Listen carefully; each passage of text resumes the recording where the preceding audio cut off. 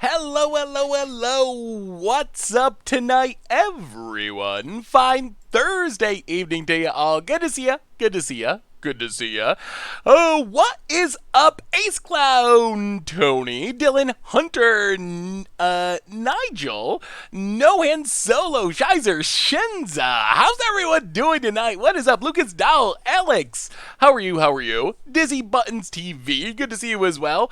El Grome, what's going on today? Oh man, it is a modern night and we have a crazy deck to play. This deck is ridiculous. Hey, what's up, Ninja? How are you? Oh, new art Solemn Simulacrum. I just saw that. Okay. Short rant. I know we're here to play Magic, but yes, they are reprinting Solemn Simulacrum. It has new art. I really hate invitational cards with new art. I really do. I think it should have the original art. I miss the sad robot. Even though the new art looks good, with invitational cards in specific, not a fan of the new art thing. Modern is fun. It is definitely fun. The metagame is, oh my god, it is ridiculous, but we're going to have some fun tonight. What's up, Tab Walrus? How are you? It's already Friday for you? Ooh, lucky. The weekend is almost here. So how is everyone today? We basically have the full Commander 2019 spoiler, and I think this set looks amazing. I'm super hyped for Commander 19. It's going to be a really sweet set. There's so many commanders that I can't wait to brew around. What's with Kess? Why wouldn't we have a Kess? That is the beauty of the Niv-Mizzet deck, is you can play any multicolor card you want. Why wouldn't we have a cast to recast our Lightning Helixes or our Save Rights quest? Like, if it's multicolors, you can play it. I guess it doesn't actually work that well with Niv, but it lets us flashback our Bring to Light that we can hit with Niv. So that is a little bit of an ombo, but we can like Bring to Light for it, then flashback to Bring to Light to get the Niv and go to town that way. But yeah, it is sweet. Zion's Demise, welcome to the Fishbowl. Thank you so much for your subscription. Big soups here for our re-subscriber. Yes, it's going to be a fun one tonight. Mac Daddy, welcome you as well for the 29th month. Big scoops here for our new subscriber. Feel like some of the new Commander 2019 cards are going to be valuable. I think you're probably right. Let's take a quick peek at Commander 2019 before we... I want to hear what your favorite commander is, I think, before we get into the stream, because we basically have the full set now. So out of the new cards... what do you think? What do you think? Let's do a quick commander breakdown, and then we'll get into it. Eon Engine is spicy. It is definitely spicy. Ooh, let me see Cryptic Dream. So yeah, I think the thing I love about this set, and I'm probably going to say this multiple times because I'm really impressed by it, but the thing I love about Commander 19 is there's so many unique commanders. That is the part that's so impressive to me. A lot of the commanders in the set, like Graven, for example, I don't think it's busted. I mean, I think it can be strong, but it's not like, what's a busted commander? Derevi? Is it Derevi, the one that untaps things? It's not like some of the busted commanders we'd have had in the past, but they're so unique. Like, this wants you to play, like, Self-Life Lost Tribal. Chainer does really cool things with a Reanimator deck. Also a pretty unique build around. Aji Falconwrath for World Gorger Dragon. I actually think the face commanders are the boringest of the bunch. Elsha, really sweet, like, going Infinite Commander. Naya Polymorph Commander. The Wall Chaos Commander. I feel like so many of the commanders do this unique thing and is going to support entirely new commander archetypes that just haven't existed before. So I'm really hyped for this set. I think it's going to be awesome. Gimp for the 6th month. Welcome to the Fishbowl. Thank you so much for your subscription. Big super cheer for our new subscriber. Welcome, welcome, welcome. I really like Severeed. I will be building Egg Tribal. Yeah, Egg Tribal is going to be fun. I'm excited for Egg Tribal as well. Burnaclad, yeah, there were some good ones last year as well. I don't know about Eureka. I guess Eureka, it's kind of unique, but they've been doing a really good job. Instead of just being like, oh, it's another really pushed commander, which I feel like some of the earlier commander decks, I don't even know if you can look up commander sets on here. I don't know if you can see, like, Marith? Is that how you say that? What set is this in? Oh, you can see Commander 29. Okay. If you look at some of like the earliest Commander sets, though, I feel like a lot of the Commanders weren't all that unique and were more just like generically strong. And I think that I think that is something I really appreciate. Now, Torbs, welcome to the Fishbowl. Thank you so much for your subscription. Big soups here for our new subscriber. So I don't know. Like, I feel like a lot of the original commanders, they were less sweet build-arounds than just like, okay, they're strong cards at what they do. Oh, you get to cast stuff for free. Oh, you get to blow things up. Oh, you get to untap everything and win the game immediately. Oh, you do an artifact thing. So I feel like they've got a lot better at building unique sweet commanders. Aces, welcome to the Fishbowl. Thank you so much for your subscription. Big soups here for our new subscriber. Yeah, Marsai is a super fun one too. So, do you think 3 Depth Fairy needs to be banned in Standard? I think it's too good for Standard, but I wouldn't go as far as saying it needs to be banned. I think Wizards probably aimed a bit high with it, but I wouldn't want to say anything needs to be banned with the rotation 50 days away or something. So we'll see what the metagame looks like post-rotation. I do think, like if you compare True Reflector Mage, which was banned, Teferi is essentially close to just like, I don't want to say strictly better, but it is very similar to Reflector Mage, but in almost every way better than Reflector Mage. So there is some precedent, but yeah, I wouldn't want to say that with us getting to this close to rotation. Let's see, Spectre, how are you tonight? Good to see you. I am doing well. Welcome back to the Fishbowl. Big soups here for our new subscriber. Modern banning, Hogaak is banned. I don't think there's any doubt about it. I don't know if it'll be anything in addition to that. Maybe they hit another Hogaak piece just to make sure it's dead because of all the complaining. But I think it's almost 100% that Hogaak's getting banned. Alright, so let's do our reminders, talk about this crazy deck, start playing some Magic, then we can talk Commander, we can talk Modern bannings, we can talk GP Vegas, we can talk whatever y'all want to talk about. But I'm doing well, Wall of Chaos. How are you?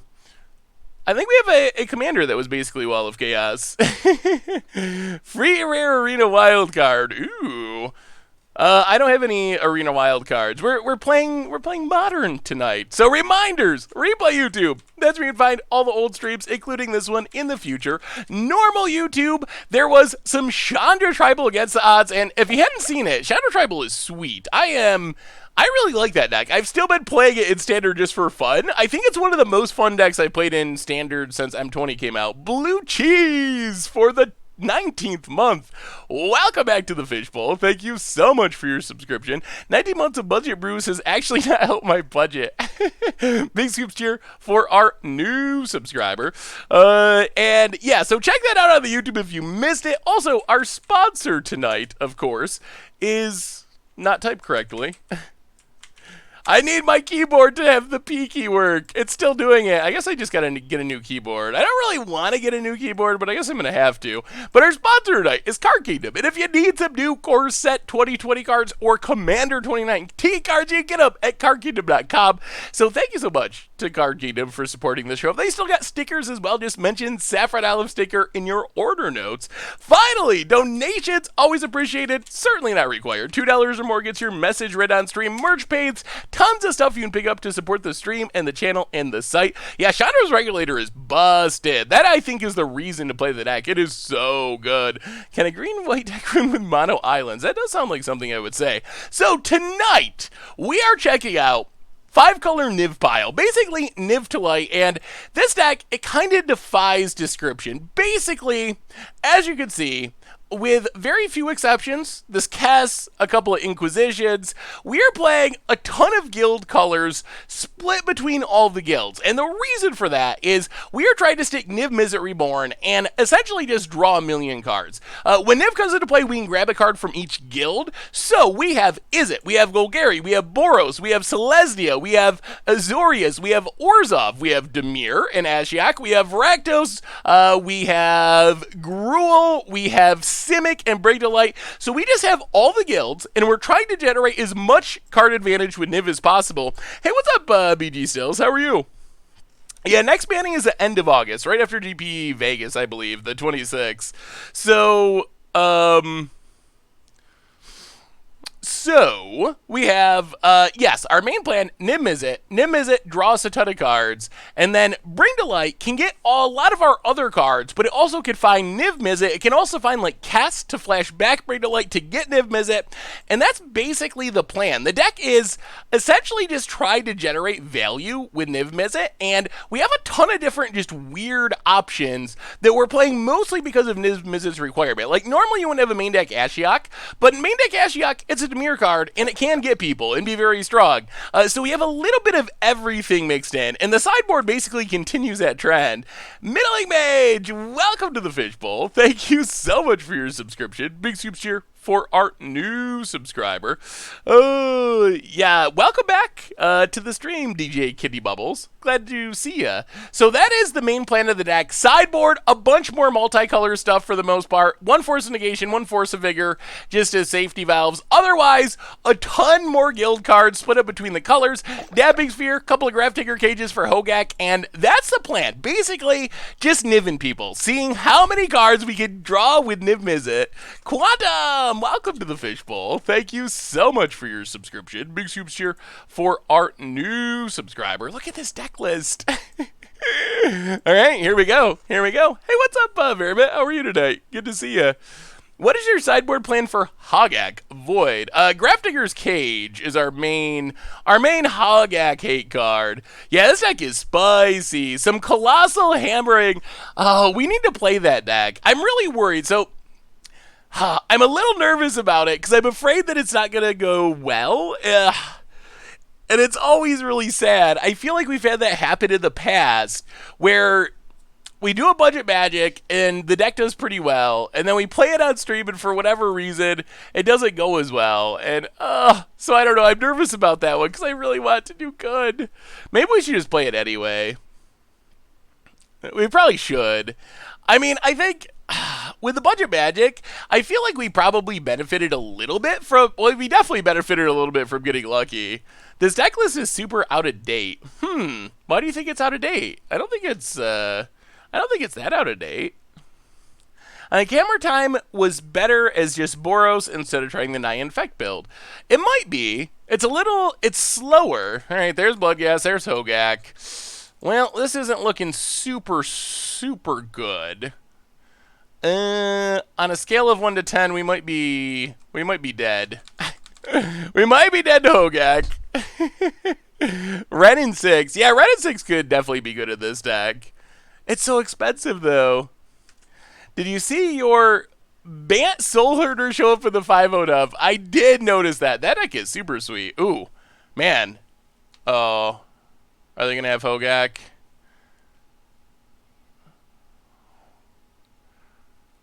Come on. Yeah, that's a Hogaak.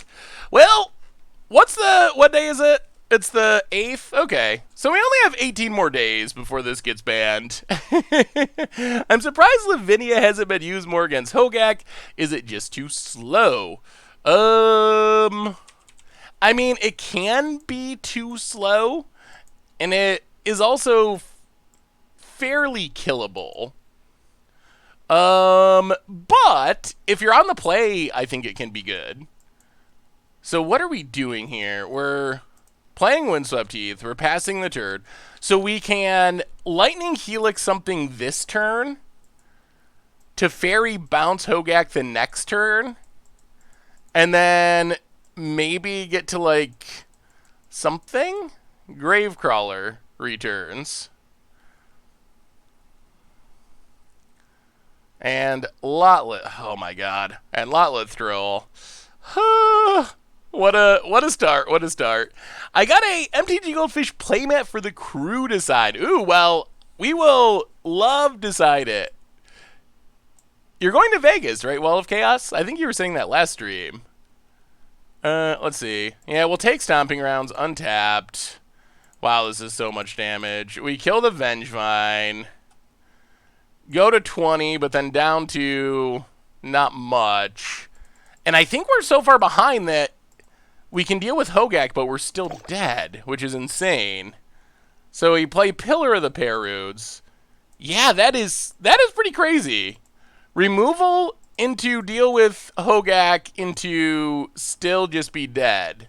So we get rid of the Hogaak, but our opponent still has 1,000,000 power. Man, this deck is busted. Master Toenail, welcome to the Fishbowl. Thank you so much for your subscription. Big soups here for our new subscriber, Feral Borgadze. Opponent discards a card 3, 4, 5, 6, 7, 8, and has another one. Yup. Well, we got gacked. That's modern for you. What's up, Ostafarian? How are you? Welcome back to the Fishbowl. Along with Master Toenail, thank you for your subscription. Big scoops cheer for our new subscriber. Oh, that's not even that good of a Hogaak draw. That's kind of like medium. I think that's like average Hogaak draw.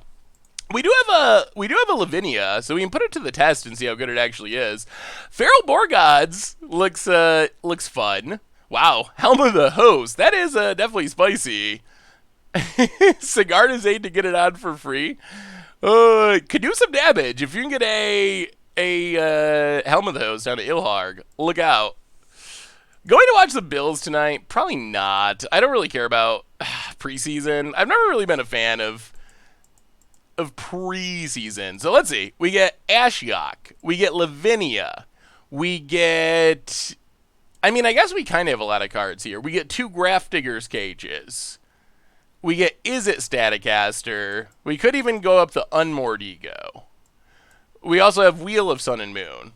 I guess we actually have we actually have quite a few cards that hate on Hogaak. We could even bring in Fire Spout. We can go down Inquisition of Kozilek. We can go down an Izzet Charm.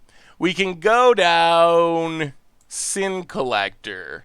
We can go down a Kolaghan's Command. Man, this is like playing a commander deck, essentially. We can go down the Kez for now. Go down maybe Eladrami's Call. And look at this random pile of cards. And maybe one Bloodbraid. We'll just play Singleton. Helix can be cut, kinda.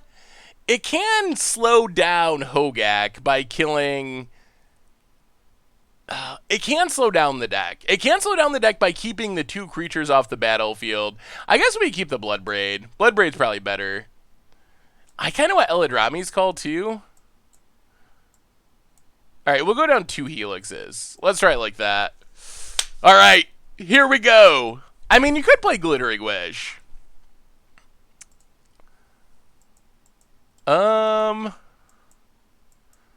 Okay. I mean, this could work. Turn 1, Safe Right Quest. Turn 2, Lightning Helix something to keep Hogaak off the battlefield. Turn 3, Kaya's Guile. I think that's our plan, and I think it could work. So Sacred Foundry, untap, Safe Right Quest. Get a... Oh, this mana. Oh, this mana. So we take... We need white, black. We need red, blue. We need 5 colors. Right now we have red, white. So if we get blue... Let's get blue, green. That's fine. Let's get Breeding Pool. Wait, no. We can't get blue... Then what do we get with this? We crack this and get... Godless Shrine? And then we can do everything? Alright, we'll get Breeding Pool. Take a Breeding Pool. Oh my god, this mana. We can't get Godless Shrine because we'd only get Forester... Oh, we could have got Godless Shrine. Alright, well, we'll get Godless Shrine with this. Opponent, Catacomb, cracks it. Blood Crypt, untapped, and... Carry on, Vita. Sure. Opponent passes. Ooh, hoo, hoo. That's an Ashiok. Oh, man. That was a draw. Is there a way to make a Singleton deck work in Modern that doesn't involve Tunnel Vision? I mean, it's challenging because you lose a lot of consistency, but I think it could work. We even drew our good art one. We drew the ultimate Ashiok opponent. Satyr Wayfinder. So we need to crack this. We need to kill the Carrion Feeder so they don't have 2 creatures. Get Godless Shrine. Untapped. Lightning Helix Carrion Feeder.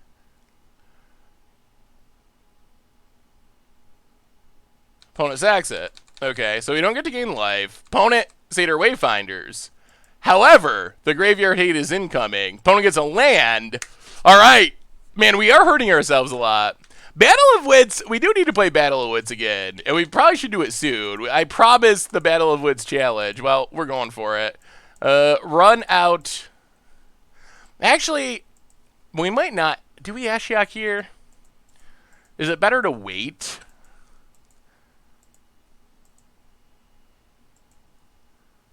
Like, could they still just... Is it better to wait for instant speed? Could they still just go off? We are playing as Hogaak. I appreciate what you're doing, Seth. Playing a deck like this is actually quite complicated. It is! It is! So we get Ashiok, Wrathwood Graveyard, but then we can hold up Kaya's Guile. Maybe Kaya's Guile is better? Alright. Yeah, let's go Kaya's Guile first. Hey, welcome, Mystical Flare. Good to see ya. Kaya's Guile this turn. And then Ashiok next turn, probably. Opponent gets in for 1. Okay. I guess the other upside is Ashiok would stop at fetch land, but opponent Black Cleave Cliffs. And Lotlith Troll. Okay. Alright, so red, blue, is it Charm? Kill Satyr Wayfinder. Untap. Pass the turn. Now we can get rid of the Lotlith Troll, too, with Kaya's Guile. Pass the turn. Pass the turn. Wouldn't you want to cast Guile before they get priority first main phase? As long as they don't have... As long as they don't have 2 creatures, they can't Hogaak us. Wow, double Vengevine. Okay. Well, I guess we're doing this now. Each opponent sacks a creature. Exile all cards from each opponent's graveyard. This is actually pretty sweet. Ho-ho! Ha-ha! Got him! Hey, welcome back, Rumple Nutskin. Good to have you. It is stream time. Man, that was a beautiful Kaya's Guile. Boom. All of it gone. All of it. See you later. Opponent. Not looking good now. Oh, we do need a land. Alright, let's just Birds of Paradise. Pass the turn. We would like to get this Niv down. This lets us get to Bloodbraid at least. Oh man, that was a good one. Yeah, Guile can be a blowout at the right time. Opponent, Overgrow Tube, tapped. We are at 12, but the graveyard is empty. We got rid of 2 Vengevines. No immediate Hogaaks. Opponent, Bloodghast, okay. And Lightning X's are birds. Sure. Passes. Well, we City of Brass. Amulet of Amulet. Welcome to the Fishbowl. Thank you so much for your subscription. Big soups here for our re-subscriber. First time watching the stream live. First thing I see is Hogaak getting hosed. Yes, that is good. Hey, welcome, by the way, Brothong. Thank you, Thoughtos, for the kind words. And thank you for watching the videos. Do I live in Seattle? I do not. I live in the middle of nowhere in upstate New York. About as far from Seattle as you can get, honestly. I think we're just going to Bloodbraid. What's the worst that could happen? Bloodbraid into... Ooh, Kolaghan's Command. Target player discards a card.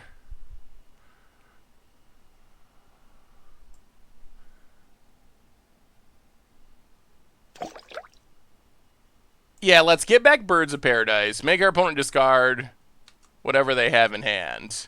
Assassin's Trophy. All right. Get in there. Hit our opponent. Down to 11. And I think we're beating the GAC. I think we're doing it. Weep for Humanity. Welcome to the Fishbowl. Thank you so much for your subscription. Big scoops here for our new subscriber. Opponent hits us down at 9. Land for Niv. Oh, Staticaster. That's also good. Well, let's play Birds of Paradise. Go to combat. Get in with Bloodbraid Elf. And you know what? Just to be safe, just to be 100% safe, let's Ashiok him. Take 1 down to 8. Play Ashiok. Nuke the graveyard. Whew! We actually have a lot of hate. We have a lot of hate and it's working. I'm a little nervous that we're going to be on the draw next game. Opponent, combat. Hits us to 6. We will take it. Untap. Ashiok, target you. Get rid of the graveyard. Play Pillar of the Perudes. And, alright, red, blue. What? No, wait. Red, blue, black, white, green. Time for our namesake card. Niv-Mizzet, the Reborn. How many do we draw? How many do we draw? Come on, Niv. Come on. Okay. 3. That's not insane, but it's fine. Unmoored Ego, Teferi, Assassin's Trophy, and 5-color Niv pile. Yeah, that was one of the best Kaya's Guiles I've ever seen. Opponent scoops it up. Whoo, get out of here, Gak. Ooh, that was good. It's kind of nice that we have this weird non-traditional hate because it plays around like they're Force of Vigors and their answers. Sarah Niv-Mizzet Mastermind. Yes, like super fun, Abigail. Welcome to the Fishbowl. Thank you so much for your subscription. Big scoop cheer for our new subscriber. Oh, we got him. Although now we're going to be on the draw, which is scary. I'm a little nervous about Hogaak on the draw, but we still took him down, and we got a really good Kaya's Guile. I don't know if we change anything, really. Our deck is what it is. I think we're hoping that we just have Grafdigger's Cage in our opening hand. Oh, thank you, Alice. I appreciate the kind words. Well, we're not keeping this. Kelleroni for the 3rd month. Thank you for streaming. Love watching your videos and your infectious enthusiasm. Keep it up. Oh, thank you so much. And Yadman, welcome you as well. Grafdigger's Cage. Ugh. Wow. This is so close. Ugh. Turn 2 can be too slow, though. I don't know if we can hope for much better than this. Turn 2 can be too slow. Oh, hey, thank you, Bailey Gaming. Yeah, we're having fun, even if we're getting gagged. All right. I mean, I think we gotta keep it. Keep it with the knowledge that this could very well just be too slow and that we lose. We will put...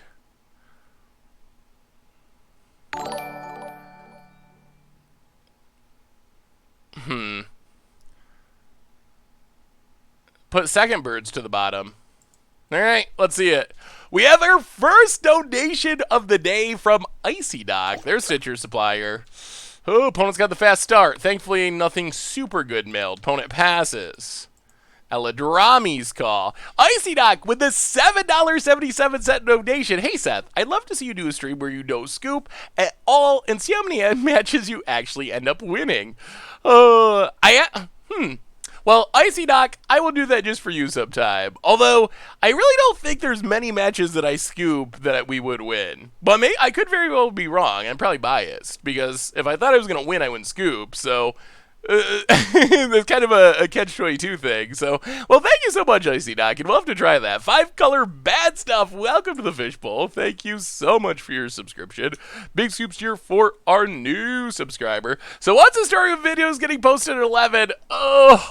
It's rough. I'm a very firm believer that keeping a regular schedule is very important for content. But basically, spoiler season means we have daily spoiler videos every afternoon. And there's just some clunkiness of having all the videos going up at the same time. So it will go back to the afternoon. Oh, come on. No gack. No gack. One time. One time. No gack. One time. One time. Just once.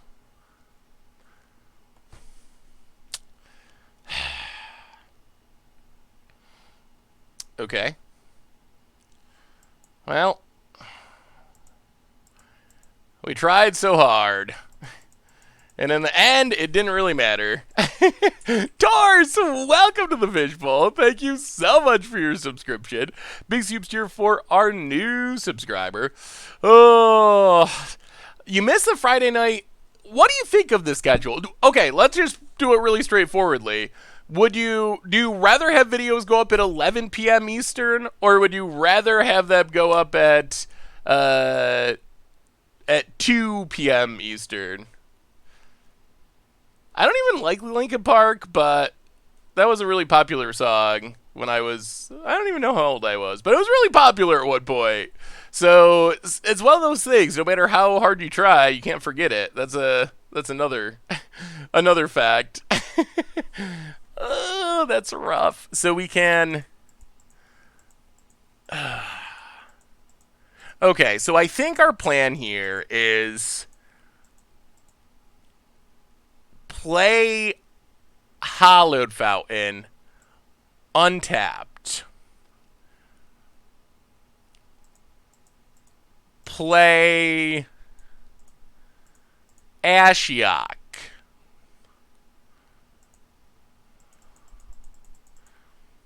Ashiok. Get rid of the Faithless Looting and some stuff. Pass the turn. Alright, this might make Hogaak attack Ashiok. Then Nahiri can get rid of Hogaak. And then maybe we survive a Hogaak? That could be a thing. Personally, like 11 p.m. Think Gak is worth emergency banning, or do they wait for it, maybe even start restricting cards? I don't think we'll ever see a restricted list in Modern. Carrion Feeder. Ugh, that's a little obnoxious. That's actually really good for our opponent. Sack Stitcher Supplier. Mills some stuff. Grows Carrion Feeder. Land. Tapped. Opponent. Oh, because that lets our opponent sack the Gak. Sack the Gak and get it back. Yikes. We might have to change our plan. Opponent. Ashiok. Us. Yeah, that Carrion Feeder makes things a lot harder. It seems like there's a mixture of 11 p.m. and 2. Yeah, opponent kills the Ashiok. Passes. We're at 15.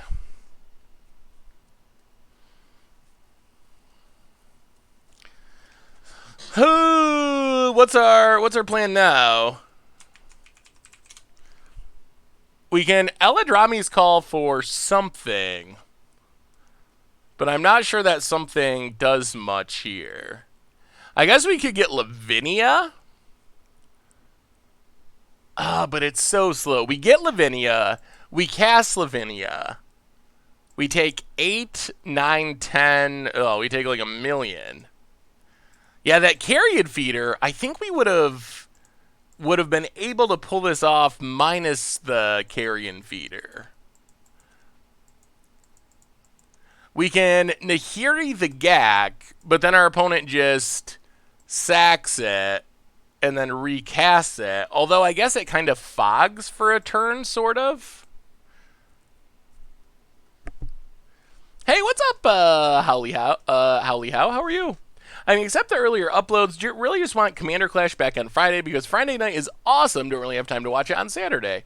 Okay, I will see what I can do for you, Dylan Hunter. Yeah, I guess that's what we got, unfortunately. What about Staticaster, kill this, Birds of Paradise? Do we have any 3-mana plays that just, like, save us 3-mana creatures? Not really. Alright.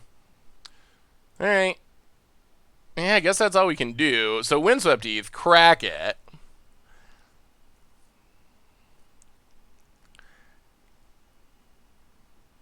Get a play. Let's get a forest, actually.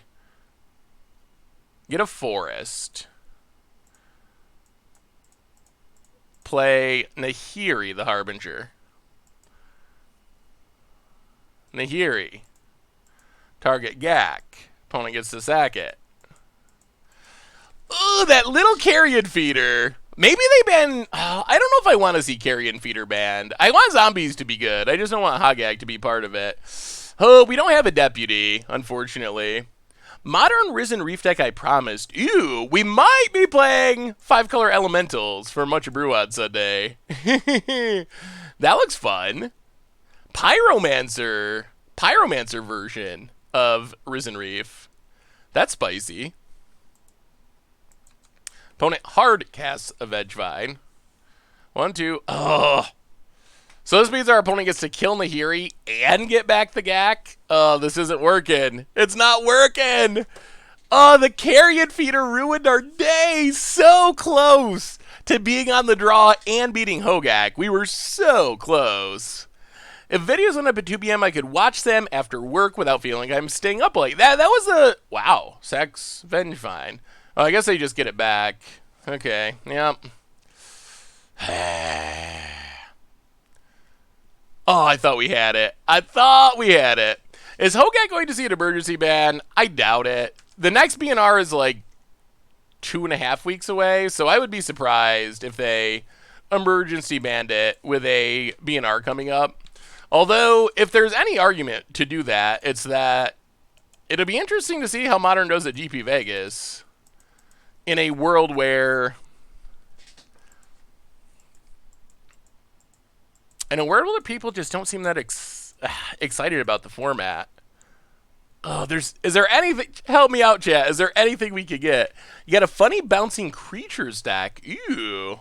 Let me take a look. Reflector Mage should still block Graveyard Cast. We don't have a Reflector Mage. We have Knight of Autumn.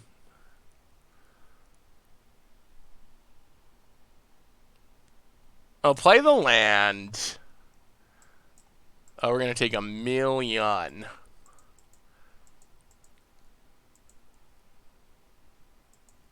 We can get... We basically need to draw a Bring to Light for a Wrath, I think. Yeah, there's no Deputy in this build.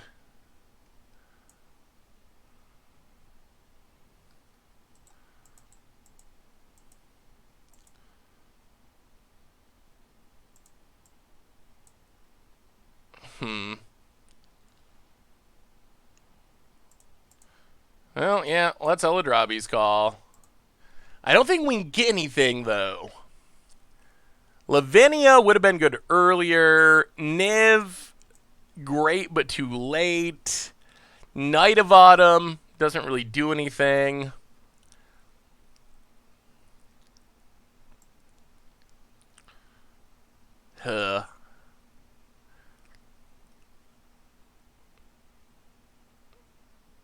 Well, I guess we take Niv. Pass the turn. Ugh! We fought such a good fight. Have we done Modern Zombies since Horizons? I think we've played it a little bit, but I don't think we've done a full stream of it. Opponent, Faithless Looting. I mean, Faithless Looting probably should be banned. It's a little bit tougher. Like, Hogaak will be banned. There's no... I don't think there's any reasonable argument from anyone about keeping Hogaak. Even, like, Marrow said it on his blog that they messed up, essentially, Hogaak. He said their latest mistake was a green-black hybrid card, which is obviously referring to Hogaak. So, everyone knows that Hogaak was a mistake. Faithless Looting's tougher. Faithless Looting probably is unhealthy for the format, but it also allows some decks that are fair to exist in the format. So... there's more of a give and take. Like, it supports degenerate stuff, but it also supports fair stuff. So I would be surprised if they actually banned it. Have you done Narset combo post London Mulls? We did Narset combo right during the London Mulligan Rule test, actually, but maybe we'll have to revisit it again. It's still pretty inconsistent.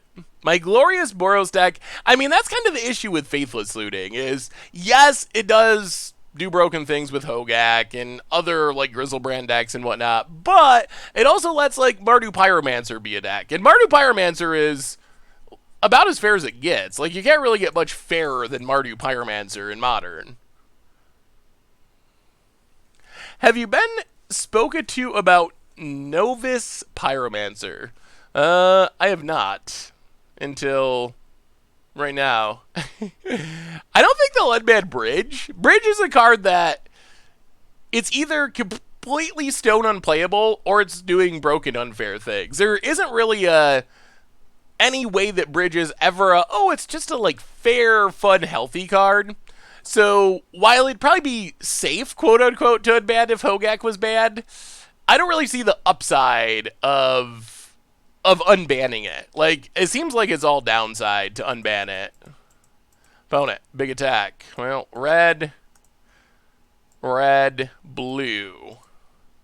Flash in Staticaster. 8, 9, 10, 11, 12, 13. Alright, so we block here.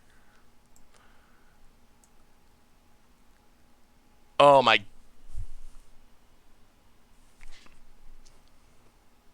Opponent sacks. That was not the block I wanted to make.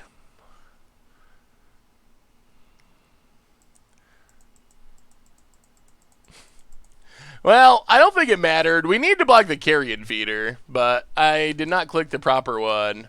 Let's draw one more card, see if it was a Wrath. It was not. Alright, so it didn't make any difference, but that was a mistake.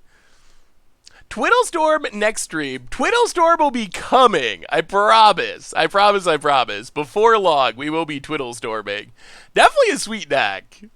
Super sweet.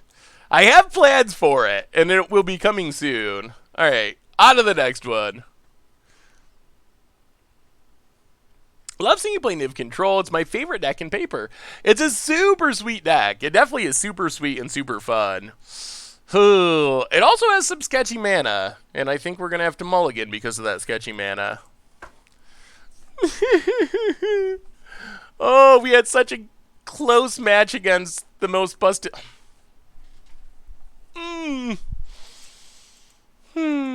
Okay. Alright. Boom. Got him. Bottom.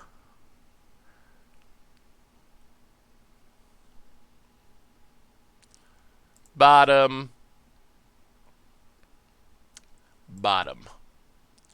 Alright. Well, let's go. 4-card hand, go. Land, go. Hey, what's up, Winterwolves? How are you? Twiddlestorm is a basically Lotus Field deck that you're looking to try to untap Lotus Field again and again with Twiddle. Island for our opponent. Opponent, okay. Opponent's playing combo. Oh boy. Modern is pretty unfair. If you go back and fix Hogaak to prevent it from being busted, how would you change the design? That is a good and interesting question. Probably have it be mono green. I think if it was not black green, that it would be a lot harder to abuse in the way that it's abused. If you had to have 2 green creatures to cast it. Oh, speaking of Twiddlestorm, we're getting Twiddlestormed as we speak.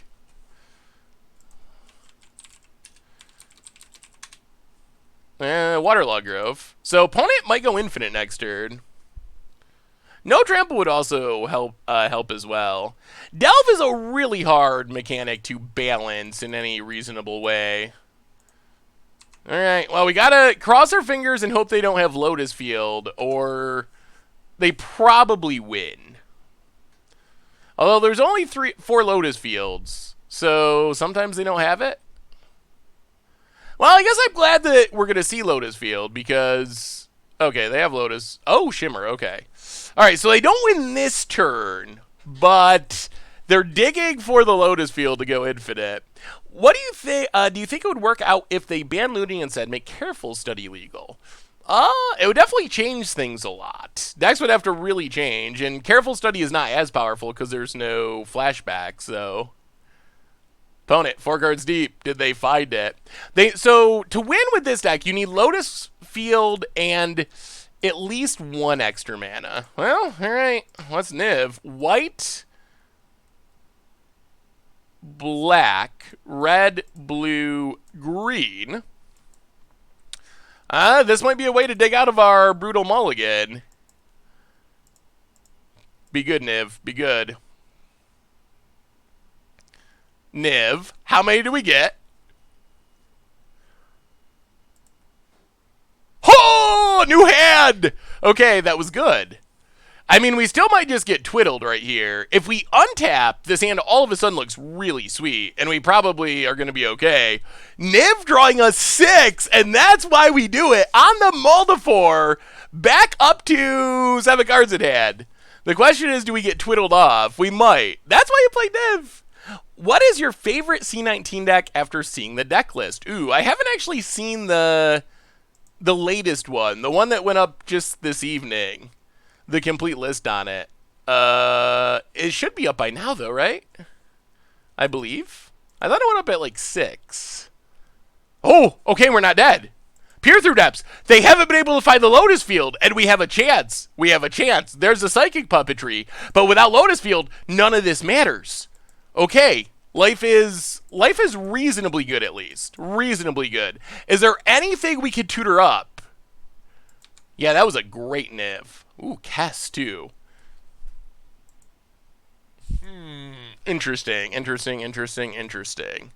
So they have the psychic puppetry. That is the most important non-Lotus Field combo piece. What is our plan? Izzet Charm interacts. Kaya's Guile kind of interacts. Shouldn't Karnstrux be called Strux? Because card was made by Urza, Scion of Urza, and Urza makes one. That might be going a little too deep for the average Magic player, but technically, I think you're correct, and that is the best kind of correct. Just, is it Charm, the Twiddle, Trophy the Field? Well, the field has hexproof, which is part of what makes it good. I just don't know if there's anything we should be... If there's anything we should be tutoring for with Bring to Light that just... like, puts an end to this. Not really. Alright. Play a land. Go to combat. Get in with Niv. Hit our opponent. I guess we just leave up all of our mana. Opponent down to 15. Izzet Charm? Kaya's Guile. Hope for no Lotus Field. 3 mana. Oh, that's Lotus Field. That's Lotus Field. Ooh, now we're probably maybe dead.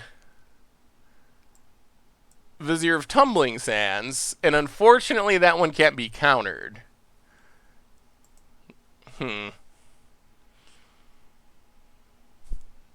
Well, now you get to see Twiddlestorm in action. Have you tried 5-color Niv with snow? I have not tried it with snow. Yeah. Now our Izzet Charm doesn't do anything.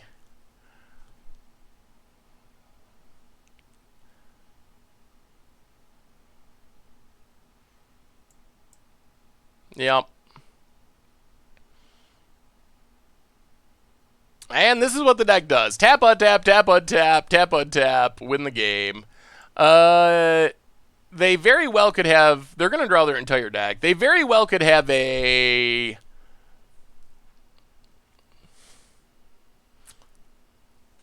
They very well could have a counter spell to ruin this Kaya's Guile.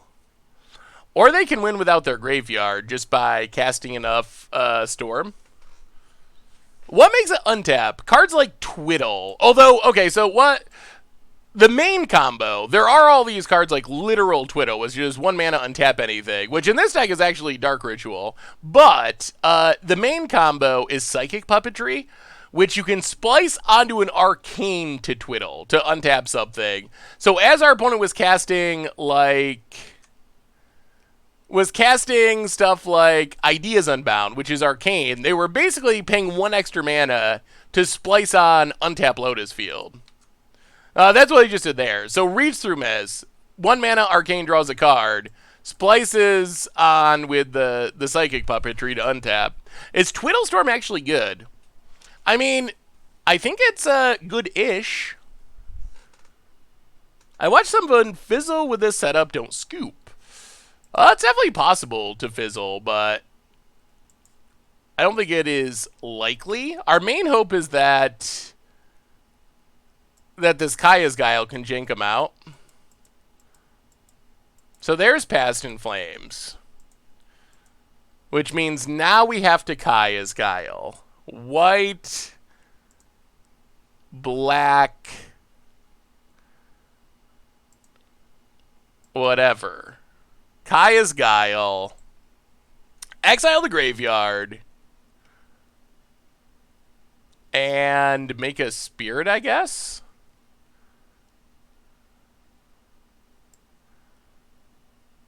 Yeah, alright.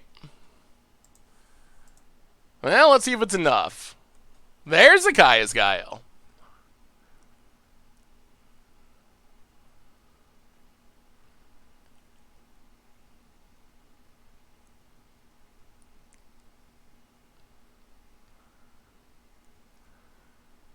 Okay.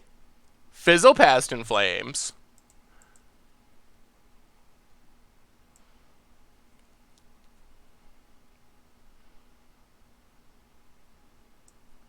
I think they're going to win through it. The land has hexproof, so it cannot be targeted. Which is the main reason the combo actually has a chance of working. If you could kill the land, the combo would not work at all. Yeah, opponent's going to just win anyway here. Well, that's the power of the deck. We don't have enough mana. Like, Charming doesn't really do anything because our opponent just has the mana to pay for it. So there's not really any meaningful benefit to doing that. Yeah, I mean this one's over. I don't think our opponent needs Past in Flames. The storm count is 18, so they should have seen their entire deck by now. So they should be able to just cast a Grape Shot. Unfortunately, since we have mana up, they might feel like they need to keep going in case we can draw cards, but we are dead here. There's no winning from here. Is this in the MTGGoldfish page? We may be playing this soon. All right, can we scoop now? Do we have to keep playing? All right, I guess I'll just F6. There's no way we're ever going to be able to get value here, so. Opponent, doing their thing. It's pretty cheap. Yes, stream mode. Man, modern. The format of bustedness. There's a Grape Shot. And, well, we tried. We tried. Sure. Okay, so Force of Negation in. Dovin's Veto in, Lavinia in, Unmoored Ego in, Ashiok in, Cindervine's in, Wheel of Sun and Moon in, Damping Sphere Grafdigger's Cage in, Kemble in. We were just bringing in our whole sideboard. It's all coming in. Yeah, Flusterstorm would be nice in this matchup. The problem is Flusterstorm's pretty limited in the matchups that it can actually interact with. So it's hard to actually put in your sideboard, even though it's really good against like Storm combo in specific, just because it doesn't do much in in a lot of other matchups is the challenge. Go down that, go down that. Go down to here, I guess. We do have to worry about, after sideboarding, they're going to bring in Arya Flame. They're going to bring in Empty the Warrens. And maybe Thing in the Ice. So we do want to have cards that can answer those, potentially. So maybe we keep, like... Maybe we keep the Detention Sphere. Yeah, the deck should have Empty the Warrens in the sideboard. Chalice, yeah, I mean, there are cards like Damping Sphere is absurd against it. They do have bounce spells to deal with it.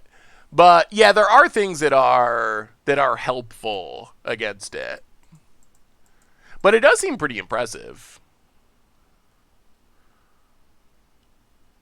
Maybe go down 1 Teferi, 1 Bloodbraid. Maybe we try it something like this. Kolaghan's Command.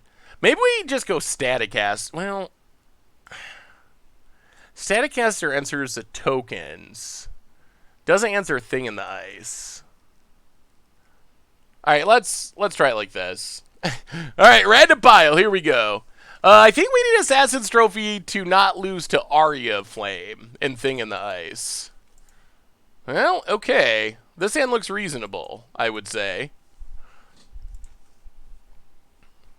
Lavinia actually is kind of funny because they have to sacrifice 2 lands.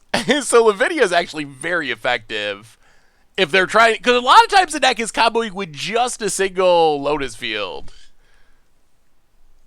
I am not a Jalapeno fan.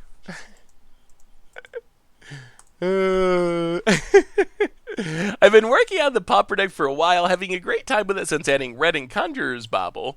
Would love some thoughts. Ew. Let me take a peek. Well, Windswept Heath, go. Jeskai Hawkstorm. Ooh, like all the Squadron Hawks. Legion Conquistador, Battalion Foot Soldier, Squadron Hawk. That looks sweet. Well, crack Windswept Heath. Get a... Oh, this mana. Take a blue... We can't get blue-red. We don't need white. Blue-green? That lets us cast everything, right? Alright, get a Breeding Pool. Untapped. Pillar of the Perunes. And run out Lavinia. Lavinia seems good here. Yeah, it looks super sweet. I like the all Squadron Hawk plaid. And pass the turn. Yeah, we couldn't get all those because we had a Windswept Heath, so it limited our options. Hey, MTGGoldfish, not the best Jank builder, but wondering if you could take a look at what's your thoughts on Aim-Assist Jank with Flood of Tears. Ooh, do you have a list? The Lost Boys? Lost Boy? Opponent plays a land and passes. El Greasis, welcome to the Fishbowl. Thank you so much for your subscription. Big soups here for our new subscriber. Opponent passing. Why is what untapped? Play planes. Go to combat. Attack with Lavinia. Opponent down to...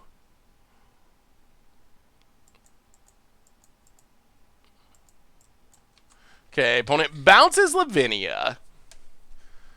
That's fine, that's fine, that's fine. Well, let me see, Lost Boy. So opponent takes 0.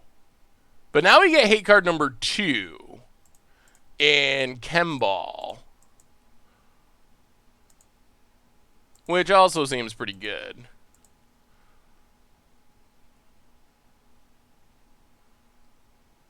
Pass the turn. Yeah, Chemball seems really good here. Aim-Assist Jank, eh? So when I was trying to figure out how to win with Aim-Assist, and I'm still going to try... I think that, I also thought that bouncing everything with Flood of Tears was one of the best ways to go about it. Go in, hit our opponent.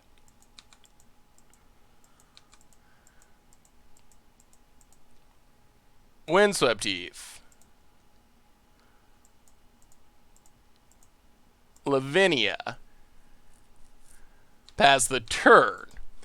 That current deck list has a lot of cards, though. Perhaps a few too many. I think consistency is going to be pretty lacking with 128 cards. So probably going to have to cut down on some of them. Or maybe that's just a list of cards you're interested in. Why Kess? Kess is sweet to flash back our stuff, even though we can't actually hit it with Niv. Planning on doing something fun at tomorrow's tournament. What are your thoughts on standard Flood of Tears combo?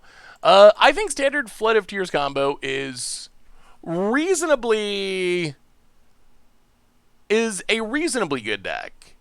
I don't think it's like a top tier deck, but it's fun, and it's good enough that you can win with it a decent amount of the time. We are taking green, blue, black, green, white. Oh, this mana. I kind of want to take Sacred Foundry. Yeah, let's take Sacred Foundry. Tapped. Untap. City of Brass. Go to combat. Get in there. The question is, can we run out Niv, or do we just have to leave up a counter? Niv would be fun. Yeah, I love Niv too. Is this deck currently better than traditional Storm in Modern? It's hard to say at this point. It's a very, very new deck people have just started messing around with. Traditional Storm isn't very good right now. So maybe, but I think it's way too early to really say. But I do really like the deck. What do I think of Blue Moon? Blue Moon's sweet. And Force of Negation's definitely a big help. Yeah, we're going to play it conservative here. Let's Safe Rights Quest.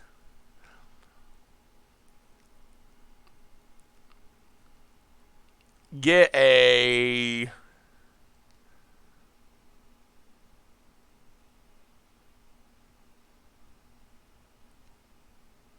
Overgrown Tomb. Play Blooming Marsh. Pass the turn. Huh. Alright. Not dead yet. Stayed alive. Aim assist is said in many different ways. Opponent reach through mist. Degrades themselves down to 11. Hey Seth, happy to catch you live. Have you made a deck with Zur's Weirding? I absolutely love the effect of a lot of older cards, and I'm always excited during spoiler season to see if any gets broken. Cheers and good luck. So Zur's Weirding won the Against Odds poll at one point, and then we went to play it, and it was bugged on Magic Online. So technically, yes, I have built a deck with it, but we haven't actually got to play it because of that. Are Modern Horizons Talismans good long-term EDH specs for non-green ramp? I think they're very good cards. The question is, how often will they be reprinted? I think that would be my main concern, is that they might show up often in like commander decks and stuff. If they're not reprinted, I would say yes, but our 1-mana spell, it's not really ramp. It's Safe Rights Quest, but it finds us a land. It's kind of like the energy card from Standard a couple seasons ago. Well, that's Inquisition. See what is actually going on over here.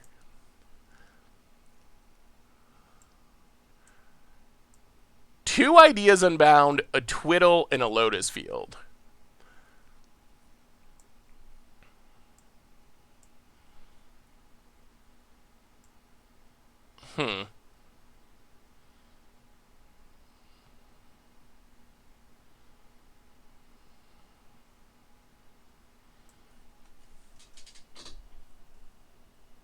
Opponent's at 5. I guess we shouldn't be too worried.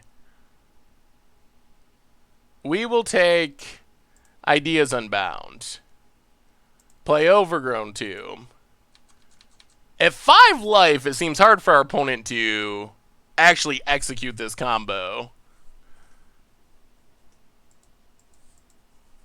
Opponent.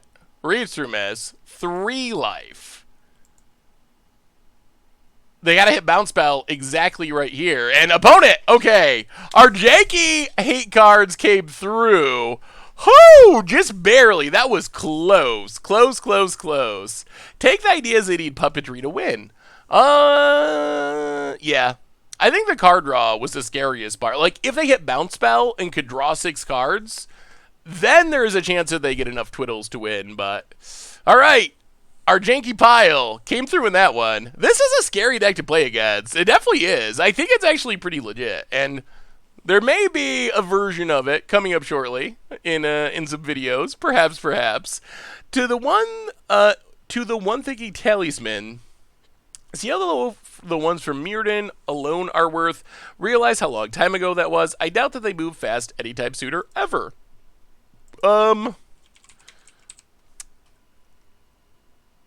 Yeah, the old ones are not super expensive. Although many of them have been reprinted somewhere, I believe, like random supplemental products, which I think is probably keeping them down to some extent. Probably if you were interested in the financial aspect, going for foils might be the way to go. Going well, Castergern. How are you? Twiddle seems like you could run more interaction than traditional Storm. And it's also, like, oddly hard to interact with since, like, really, since Lotus Field has Hexproof, you turn all these Twiddles into essentially Black Lotuses, and it's really insane because you can't interact with the Lotus Field because of Hexproof, and then it's really hard to stop a Twiddle because it's so cheap. Like, countering it... They could just recast it most of the time. Does anyone have a list for the opponent's deck? I do not currently have a Twiddle Storm list. But I think there's one in the metagame page if someone wants to find it. And there might be a version, a somewhat different version, coming up soon for videos. Possibly. Alright, run it back. Too bad there's no artifact that counters both Storm and Mana lands. Yeah, Damping Sphere is, like, the best card against it. It gets bounced, but it is, like, the best card.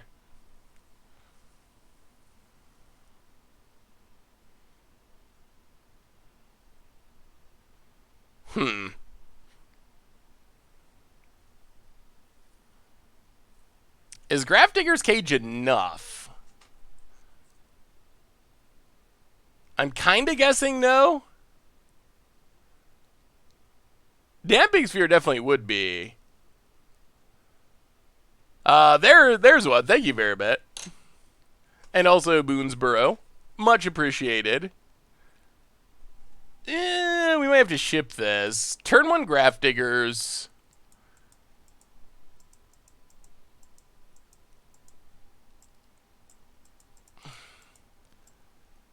Turn 5 Bring to Light. Bloodbraid, I guess, could spin into something. Yeah, we're going to ship it.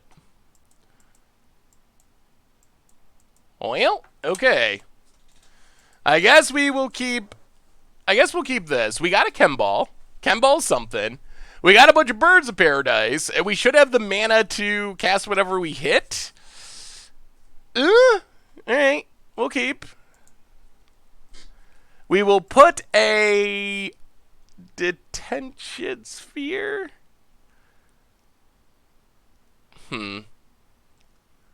Let's put a Birds to the bottom. Birds of Paradise to the bottom. Alright. Just in case they have Empty the Warrens. Opponent, Island, and Surum Vision. So we got one hate piece. When I go, I sound like a Minecraft villager. I've never played Minecraft. Should I? Well, let's City of Brass. And Birds of Paradise. Number 1. Pass the turn. Which art of Twiddle is better? Rob Alexander or Rebecca Gay? Huh. We should probably do a test. Straw poll. What do you say, chat? What Twiddle is best? Why do we have no Twiddles? Oh, there it is. So option 1. Matt Carvoda. Really? Is this all of them? There's an old one, isn't there? Rebecca Gay. Isn't there an alpha Twiddle? Maybe it's not on Magic Online. 6-year-old son, Declan says, I need to play Minecraft. Alright, well maybe just for Declan, I will give it a shot. I know there's an alpha version too. That's an original. Let's see. Twiddle from alpha looks like... Okay. The Rob Alexander one's pretty sweet. I don't know what that has to do with twiddling, or even what that is, but I guess I'd probably play alpha art if I had to choose. Opponent passes. Sacred Foundry. Now, Pillar of the Perudes. Run out Chemball. That's what we got. Hope it sticks. Ship the turd. No bounce spell, please. No bounce spell. No bounce spell.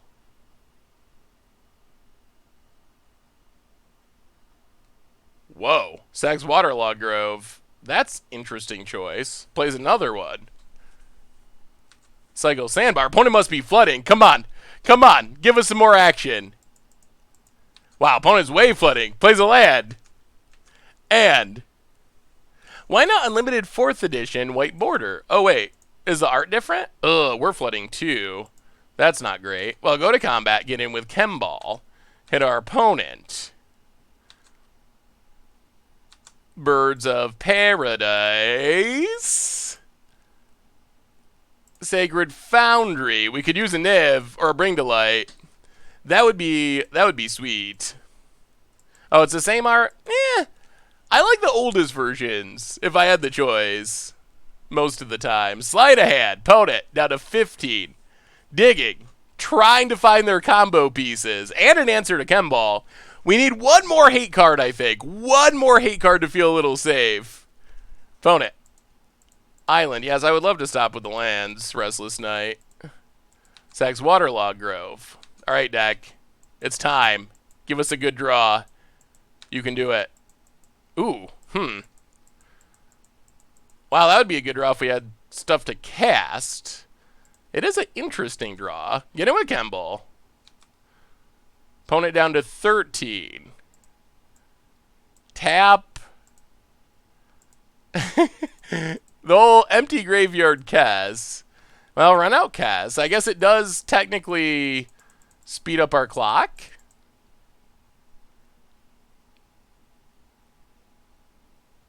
Man, what we would give for, like, Inquisition of Kozilek or something. Alright, no death. No death. No death. Come on, Chemball. Hold. This feels like the Lotus Field. Ooh, alright, Lonely Sandbar.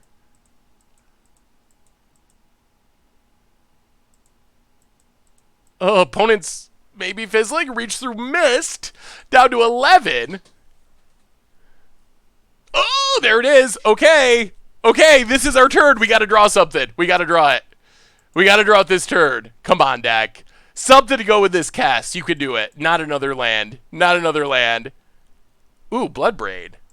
That's interesting. That's very interesting. Okay. So play Pillar of the Perudes. Red. Green. Blue. What random thing do we get from our Bloodbraid? Spin the wheel into something good. Alright. Well, that's not exactly what we wanted, but it does mean we get to hit our opponent for 8. Wow. Opponent goes to 3. But in theory, if they could bounce... do they have a bounce spell? If they could bounce our chem ball, they could maybe go from here.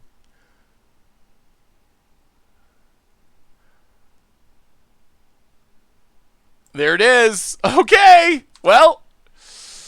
Oh my goodness.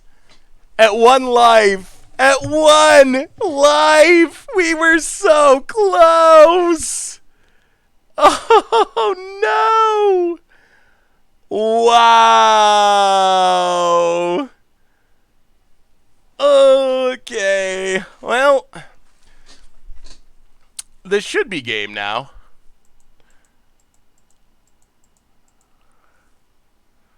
Opponent, drawing millions of cards. Whoa. Alright, alright. Yeah, there's another one. 3 more cards, please. Ideas about this. That's a lot of cards. Oh, yeah, I don't think they're going to fizzle. Seems very unlikely at this point. Infinite mana. They've drawn half their deck this turn. Oh, man, we've been really close against 2 really annoying unfair decks. We took Hogaak to the wire and they top-decked the Carrion Feeder. And then 1 life. I wonder if there's a way we could have gotten 1 point of damage. I don't think we missed any damage this game. Would have been nice to spin into something a little bit better with Bloodbraid other than Grafdigger's Cage, but they still can't cast Past in Flames. I don't think they need to.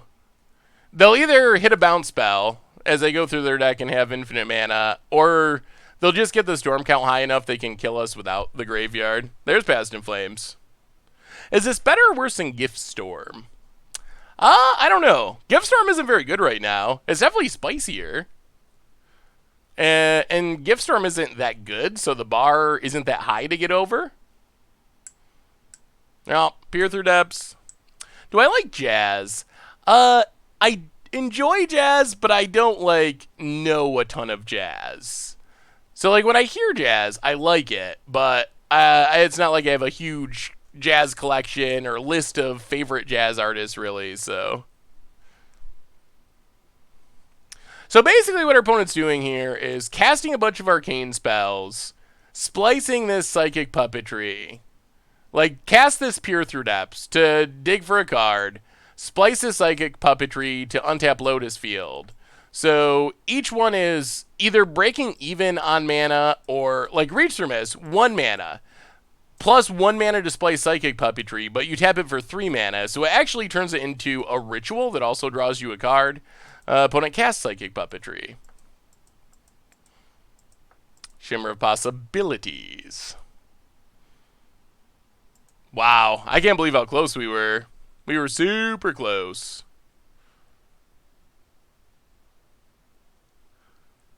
I mostly like indie music. Never been a big Fish fan. I do like Grateful Dead, but I've never really gotten to Fish.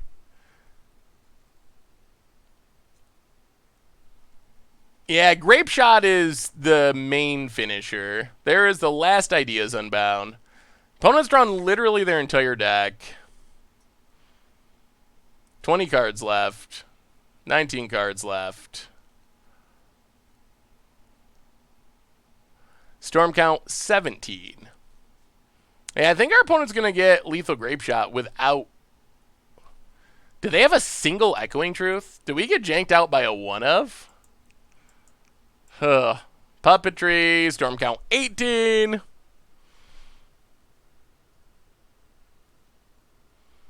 Kemble was on the battlefield and put our opponent to 1 before they drew an Echoing Truth.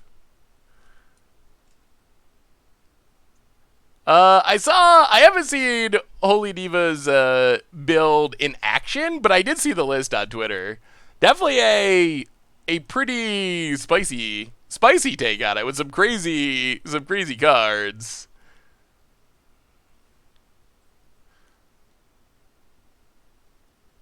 More alternative rock style of indie. More like some of my favorite bands are like Velvet Underground, Ween, Animal Collective,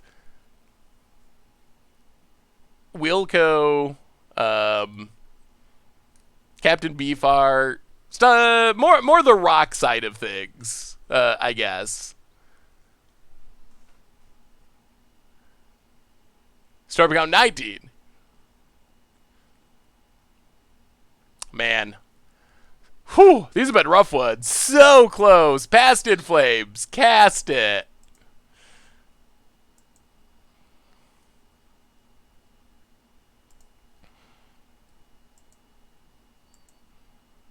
Grape Shot.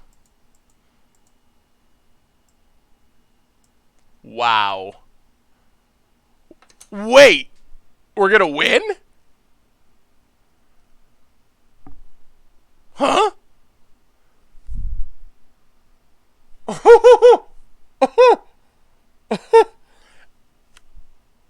Opponent only has 1 mana. I mean, I guess they could have just Twiddle Grape Shot. But if they have that, why are they rubbing it in by killing all of our creatures? Like, if they have lethal, why would they... I mean, I guess just to be funny?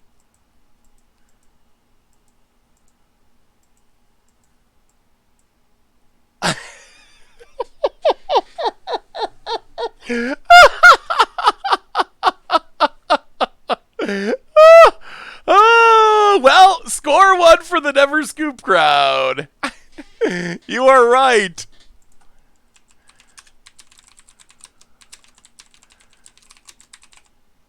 Maybe that Grafdigger's Cage that we hit was actually the perfect card. Well, run out Kemble. Opponent had to discard because they cast a bunch of Ideas Unbound, which is a really weird card. But you draw 3 cards, and then at the beginning of your next end step, you have to discard 3. So our opponent cast all 4 of them during their turn, and then had to pay the piper on their end step. Opponent had said they were 1 short on mana because of the Grafdigger's Cage.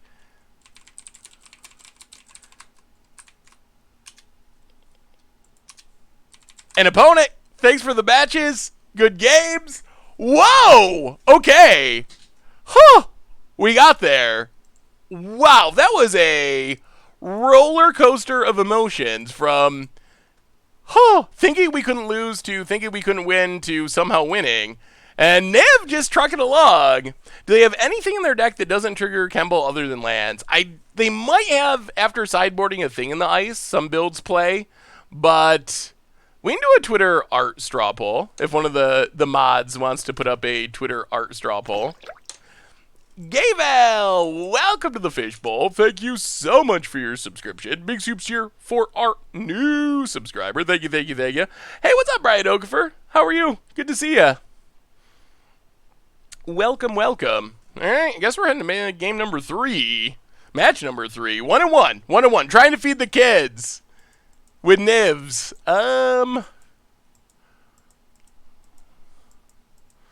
We're on the play. Yeah, whatever. We'll keep this. I mean, we got a Niv. How bad can it be? I wouldn't mind having a way to cast it quicker, but we'll take it. Hallowed Fountain, go. I call it Niv to Light. I don't... it's basically a Niv deck. 5-color Niv. 5-color Niv pile. Ew. Islet, eh? Now, Sacred Foundry, untapped. Pass the turn. Islet could be Burn, could be a lot of things. Storm. Opponent Thought Scours. Okay. Is it Phoenix by the looks?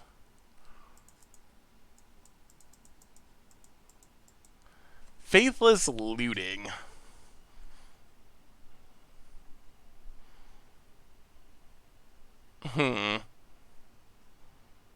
I'm kind of tempted to counter this. Our opponent might be light on lands. Normally you wouldn't lead with Islet if you didn't have to.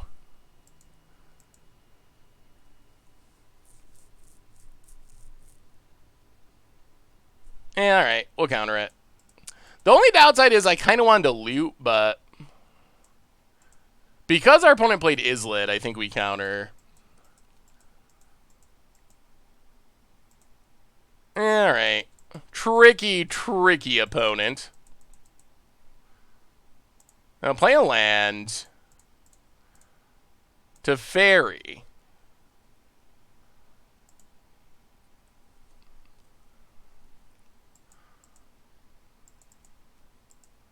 Opponent cracks. Statements. Tapped.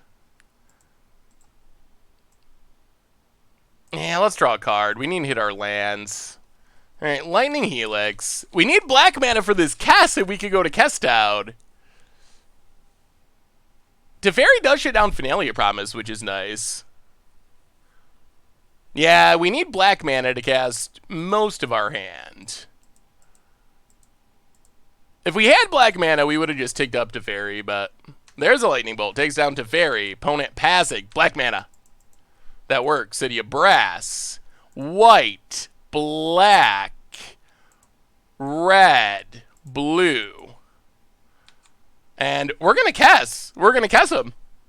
Kess in action. From Modern Horizons, well, from Commander to Modern Horizons to our Niv deck on the battlefield. Yeah, Lightning Helix is very strong. You pay 1 more mana for a Lightning Bolt and you get to gain 3 life. Very good. Very, very good. Ugh, Flame Slash. Alright, alright. Well, we have an answer to that. Our answer is Forest, Plains, Swamp, Mountain, Island. 1 mana of each color. You killed our Kess, but what do you say about a Niv? How many do we get? How many do we get? Not bad, not bad. We'll take a nice little 5 mana 6/6 that draws us 4 non-lands. We'll take it. Oh, Reborn. Sleight of hand for our opponent, and now our hand is stacked, absolutely stacked. Yeah, Niv is great. I mean, it's helping that our opponent's stumbling around on their mana, but 6/6 is gonna be hard for them to kill. Yeah, we got the good Ashiok too. The cool anime art, Japanese art. Ashiok. Opponent.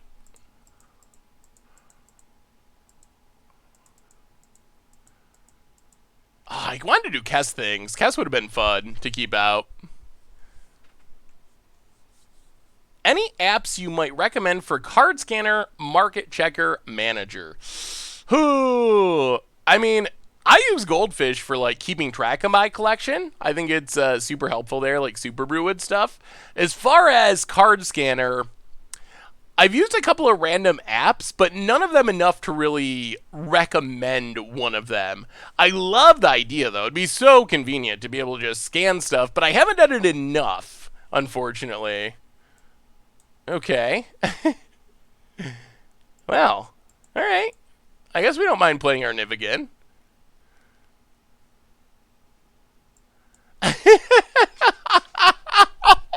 Whoa, that is the most roundabout way to get rid of a Niv. Top of the deck, surgical a random card to make a shuffle. Thankfully, our hand is stacked, and our opponent might just scoop after seeing the beauty of our hand, because it is good. Supreme Verdict. Well, blue, black.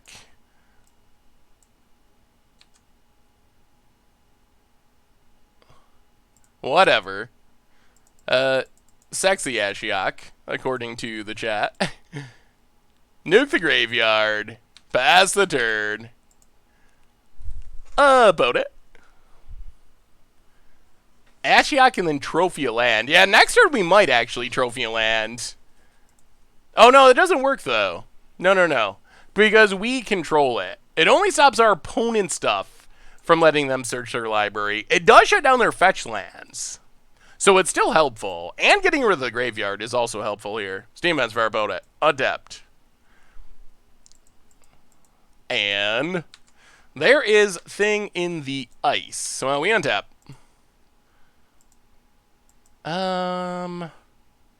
Let's How do we want to do this? Inquisition our opponent. Step 1. Aria of Flame triple Phoenix. Ugh.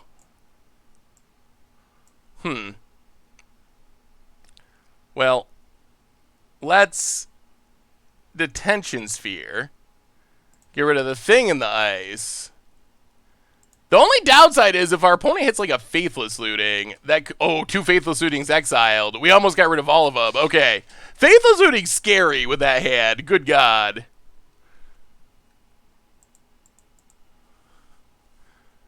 Yeah, if we could deploy all of our Lightning Helixes, opponent draws another thing in the ice. We can just burn our opponent out.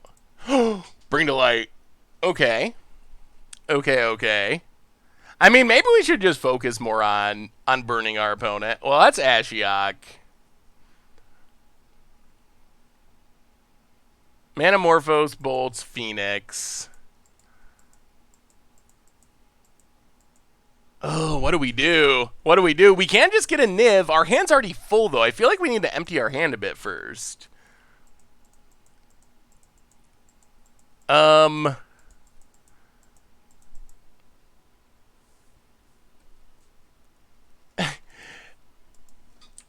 We're going to have to discard so many cards is the problem. If we didn't have to discard so many cards, I would just grab Niv. Is there anything else we can grab that's sweet? Not really. Kaya's Guile.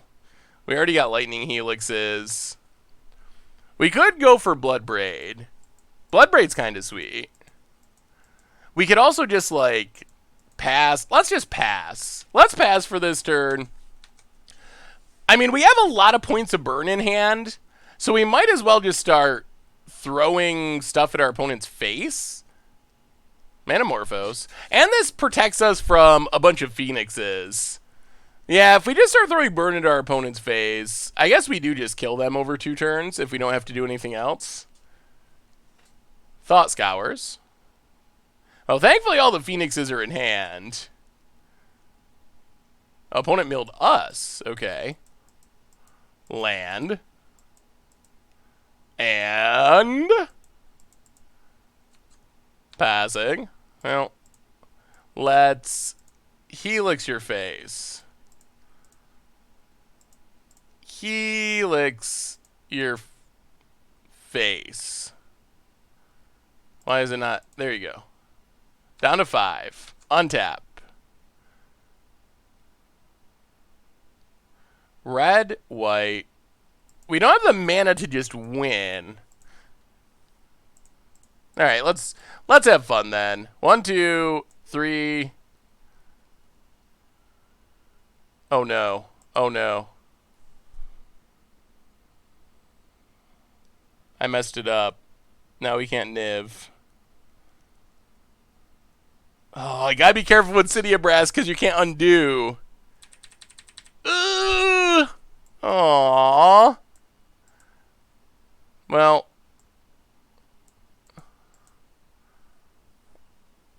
I guess we're going for Bloodbraid after all.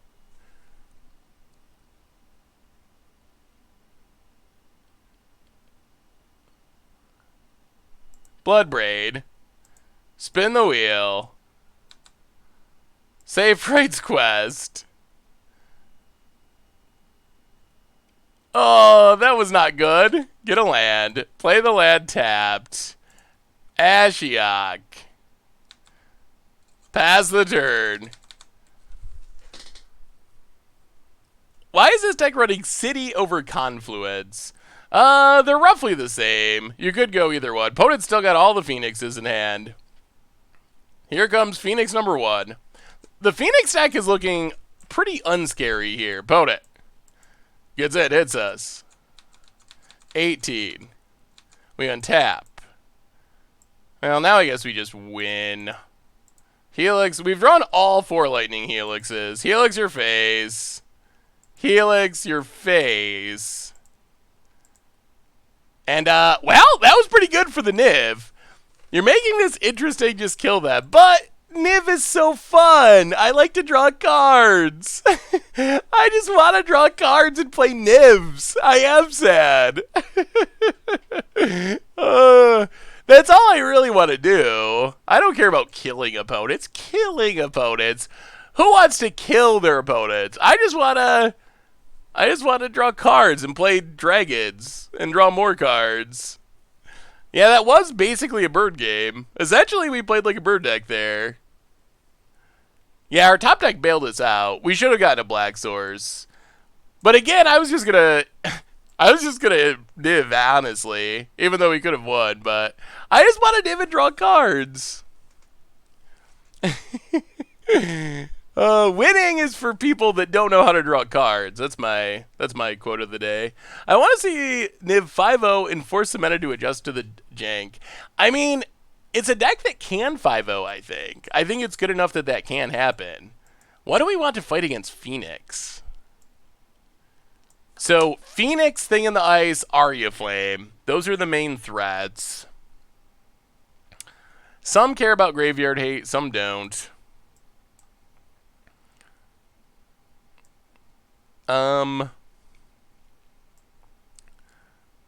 What do you think, chat? What do we want from the sideboard here? Damping Sphere can slow him down. Graph Digger's Cage stops some of them. We have a bunch of stuff that works against part of the deck.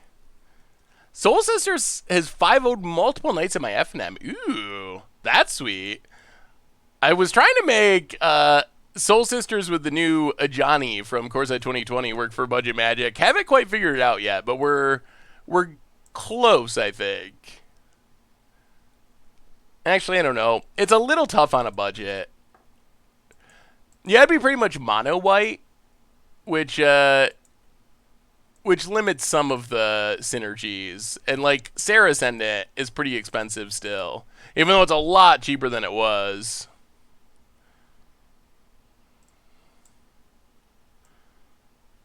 Nahiri doesn't seem insane. Teferi seems fine. Oh boy, we do not have much time. Not much time at all. Cindervine's in. Ashiok for a Kolaghan's command. Graph Digger's Cage for a Safe Right quest. Alright, let's try it like that. Ugh, we should have sideboarded faster. Jameson! Welcome to the Fishbowl. Thank you so much for your subscription. Big soups cheer for our new subscriber. Yeah, alright. This is reasonable. Spire Bluff Canal for our opponent. And Faithless Looting getting the fun started. Could use more lands. That would be helpful. Arclight, Looting's in the graveyard, and opponent passes. That's a land. Well, City of Brass. Tap properly, because there's no undos. And Inquisition. Manamorphose, Sleight of Hand, Spell Pierce.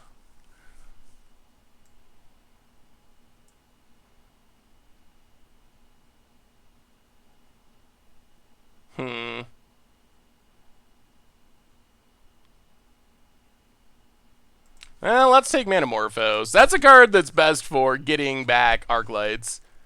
Do you like Force of Vigor in Modern? I don't think I've seen it cast yet. I've watched a lot of Modern. It's good in certain matchups. It definitely has matchups where it's very good. And decks where it's good as well. Opponent plays a tap land and passes. Well, Windswept Heath. You. Opponent.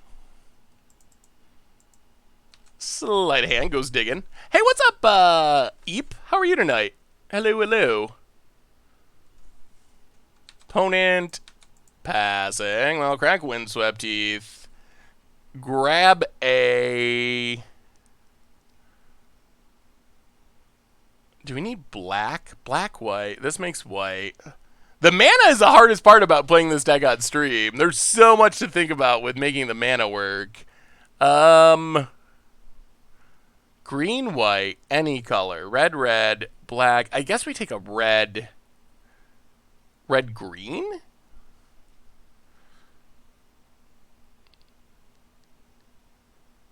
or red-blue, or green-blue. Yeah, let's take Stomping Grounds.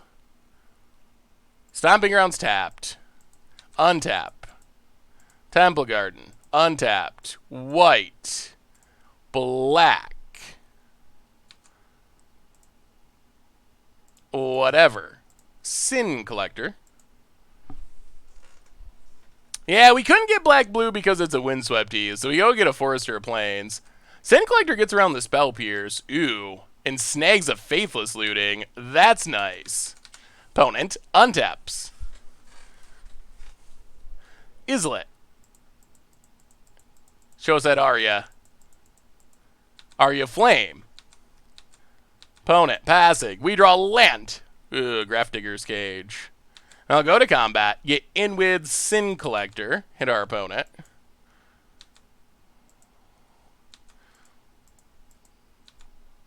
Play Grafdigger's Cage.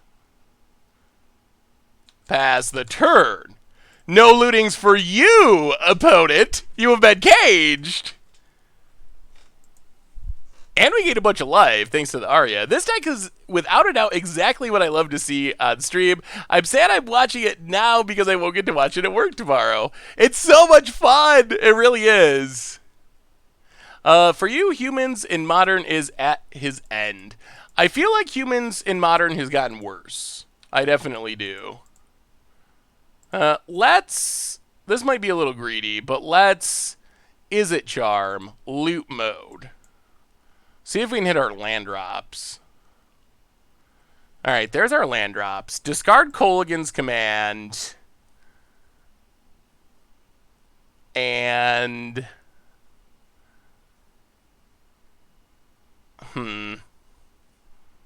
Forest?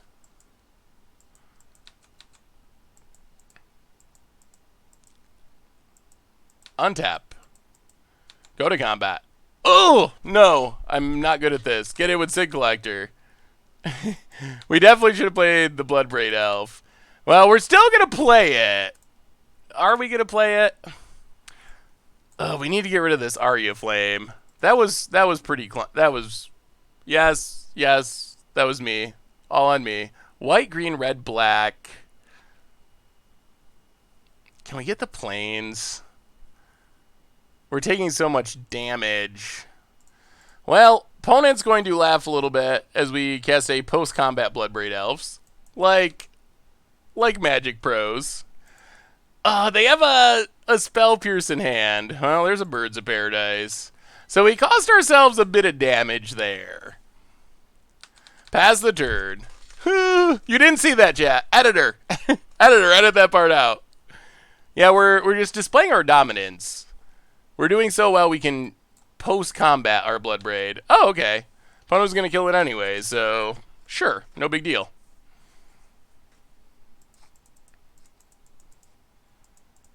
Opponent. Ooh, Manamorphose. Alright. Well, do your worst, opponent. Do your worst.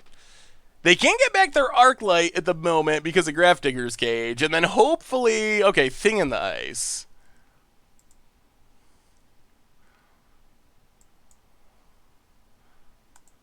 Playing Windswept Teeth.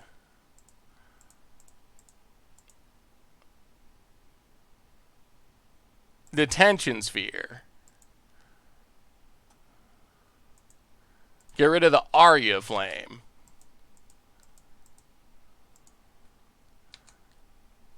Pass the turn. All right, can we survive a Thing in the Ice? I think we're doing it. Doing any history of draft in Vegas? I would love to. It seems like it would be so fun, but I just don't think I have the time to actually do it. I wish I could, though. Mr. Fakos, welcome to the Fishbowl. Thank you so much for your subscription. Big soups cheer for our resubscriber, 8-month resubscriber. Thank you, opponent. Passing. I'll crack this. I think it's Niv time. Grab a Breeding Pool tapped. Untap. Ooh. Let's do it. Might as well. Black, white, green, red, and blue. Niv, the Reborn. How many cards we get? How many cards we get?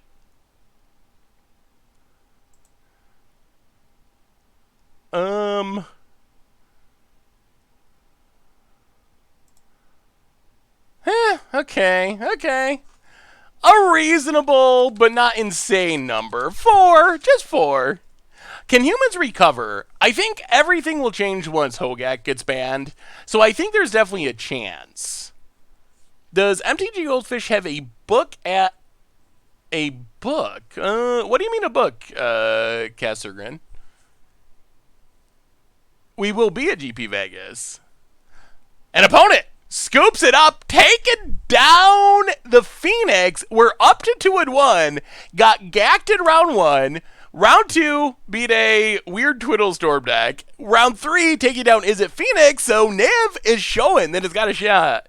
Oh, do we have a booth? So, story about booths. They are absurdly, ridiculously expensive, so no we don't. Instead, we will be hanging out, playing Commander or Modern or whatever with all of you. So yeah, we looked into it last year, and it's ridiculously expensive. I think to get a booth, I don't remember the exact number, $10,000 maybe, I want to say. Like, which, if you are a dealer and you're going to buy and sell a lot of cards, sure, whatever. But if you're us and we want to like meet fads and sign some cards for people, that's a insane amount of money. Like, so if you're a business that's buying and selling cards, it makes sense. But if you're just like trying to meet fans, we'll tweet out like the table number that we're hanging out at, and you can come find us there. I know I'm doing some Commander stuff, the Commander party, if you're going to that, and I'm doing the Modern Mayhem, which should be interesting. I don't know what deck I'm playing, but I mean, for a 4-day event like Vegas with whatever 7,000 people or something, I think that for a business it could be worth it, even though it's probably still expensive. But I mean, don't take that as the gospel. I'm like remembering brief conversations I had with people like a year ago when we were looking into it for Vegas. So it is possible, but I know that the reason we looked into it and the reason we couldn't do it is it was just so expensive it wasn't worth it. Voted for Tron Botanicals and Infact. Well, thank you, Jay Zoller. I appreciate you voting for all the decks that you know I want to play. Alright, so before we get to round number 4, a reminder that our sponsor tonight is Card Kingdom. And if you need some sweet Corset 2020 cards, or Commander 2019 cards, or whatever, old Modern cards, you can get them at cardkingdom.com, even snag a Saffron Olive sticker if you're so inclined. Just mention it in your order notes. Curious, what exactly is your position at MTG Goldfish? You don't own the website, right? I do not own the website. Richard is the founder and owner of MTG Goldfish. I am the content manager. So I do all the content that you see me doing, the streams and the actual production of content, and then behind the scenes, some like management stuff with other people's content. So I basically do the content stuff. Richard is the founder / owner / programmer extraordinaire. He's so good at that stuff. Like, I wish I had the ability to do that. I wish I knew more about like programming and stuff, but he could just be like, oh, like we should make this tool, and he'll just make it. And it blows my mind because I am really bad at programming and whatnot. I have no idea where to start, but he's really good at it. It is literally a kingdom of cards. Yeah, we have some content for a while. Like literally at one point, I think it was just me. Like I was the Goldfish content at one point. I don't think there was anyone else. The Goldfish content story is kind of funny. Like originally the idea was to have it be almost like a social media thing where anyone could post articles, and the ones that were most like well received would make it to the front page. And while you get a lot of content that way, you also get get some stuff that's a little bit, maybe not the most ideal. If you're just like, hey, anyone can post articles. So it went from that plan initially to just me for a while. And then slowly more people have been added to it. I miss Chaz. Chaz was like one of the early ones too with the podcast. He didn't do much actual like written content, but I always enjoyed hanging out with Chaz, doing the podcast with Chaz. This mana. I'm going to take Overgrown Tomb. I don't know if it's right. It's probably not, but close enough. We have 2 Pillar of the Perunes, so it can't go too wrong. Alright, Pillar of the Perunes, you. I mean, if we live to the point where we're casting these Nivs, then things are really sweet. Salty Silent Jake was one of the funniest. Season 1 in Commander Clash. Oh, man, those were good days. The very first season, all of us learned in Commander, and Jake getting so salty that he would, like, just literally not say anything for, like, 10 minutes of the recording. Oh, that was the best. Opponent, Liliana. Well, alright. I think we gotta kill it. Unfortunately. Green, black, Assassin's Trophy. You.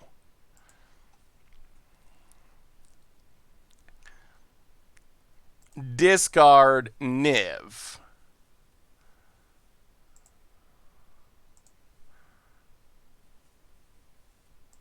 Untap.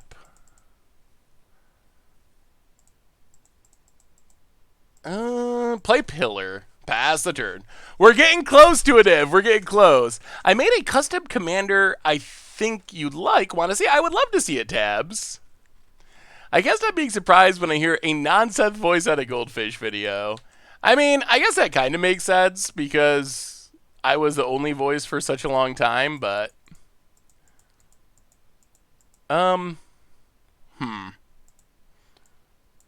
Yeah, let's just Kaya's Guile. Kaya's Guile. Get rid of Goyf. Make a Spirit, I guess? Each opponent attacks a creature. You get a 1/1 Spirit. Alright. Good enough. Ooh, let me see, Tabs. Yeah, so I mentioned this on Twitter, but tomorrow is the last episode of Season 5 of Commander Clash.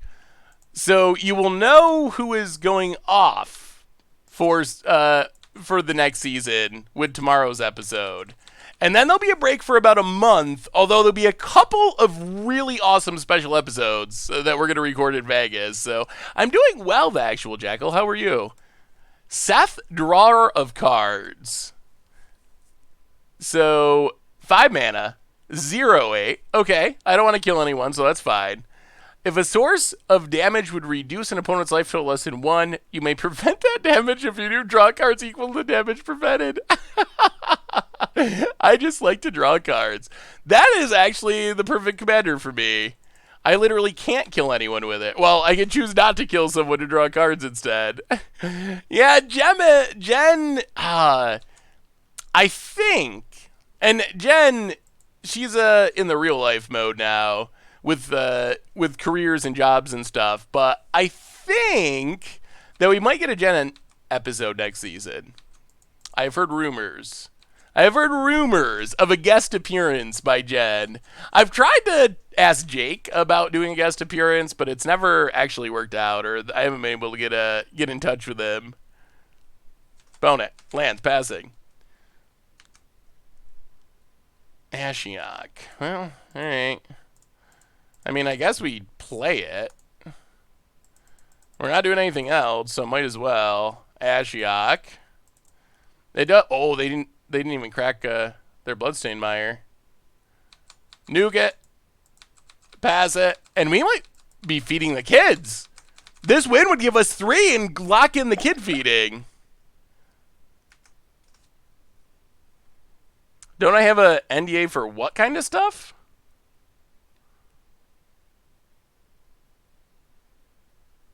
For who's doing Commander Clash? I don't have NDAs for anything. I mean, I try to be smart and responsible, but Cass. Ren and 6. Well, we really would just like a land. Let's white red.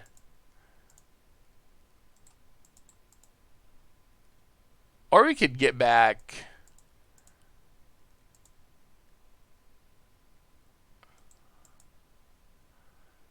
All right, let's do this. Green, red, black. We have some new subscribers. Capshap, welcome to the Fishbowl, and LOL the Mad Flip. How about a new turd reverse commander card? Yeah, that card's super fun. I don't know how good it is, but I think it's super fun. Welcome you both to the Fishbowl. Thank you so much for your subscription. Big scoops cheer for our new subscriber. You always talk about feeding the kids, but you never tell us what you intend to feed the kids to. Well, I play on game nights one day. You never know. Target player discards a card. 2 damage to Ren and 6. Yeah, let's do this. Let's just empty the hand. Empty the hand, empty the board.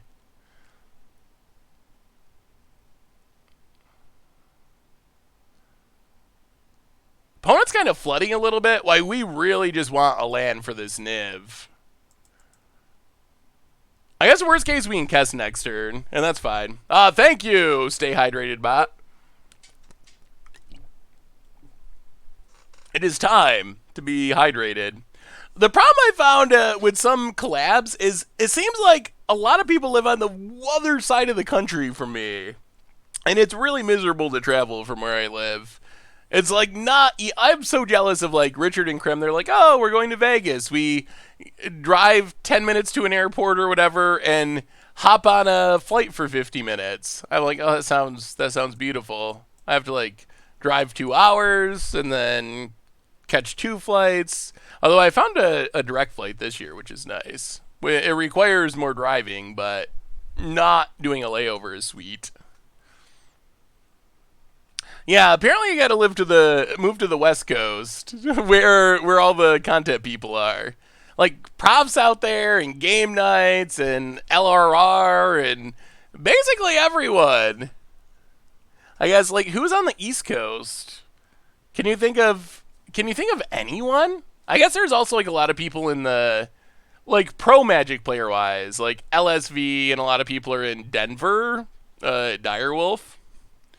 I guess Jim is East Coast. I guess East Coast wise is probably like the SCG crew, because you have a lot of like Roanoke / Virginia people, which that's kind of close. 9 hours ish, maybe to drive to Virginia. All right, so we're playing against Jund, and I'm almost not sure if we change much of anything. Honestly, we might essentially just keep our deck almost exactly the same. Is there anything that's just bad against Jund? This feels like the kind of matchup where, as long as our mana works out, our 5-color pile is just really solid. Yeah, run it back. I don't think we change a card. Dev's in Atlanta. Okay.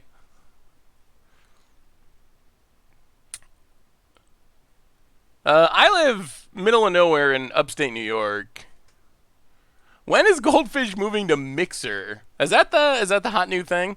I honestly was not familiar with Mixer until I heard about Ninja going to it and saw like the social media stuff from it.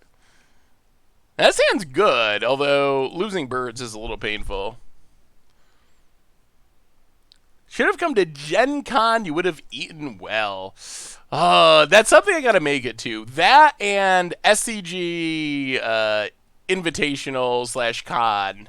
Those are East Coast things that are on my list that I want to go to. I'm looking to ride back to California in 2 weeks. Looking forward. Wait, sponsored viewer? Is that a real thing? Is that a joke or is it a real thing? Does Mixer have people where if you say Mixer on your stream, a sponsored viewer comes in and is like, Mixer is awesome? Is that like advertising or is it a joke? Alright. Well, there goes our Teferi. Grove, you can gain some life, we'll play a birds. You got me. It looked pretty official. That would actually be smart advertising. They really should do that. Mixer really should do that. I'm gonna suggest it to Mixer. Ooh, run at 6. Well, that's a bummer. How about a land?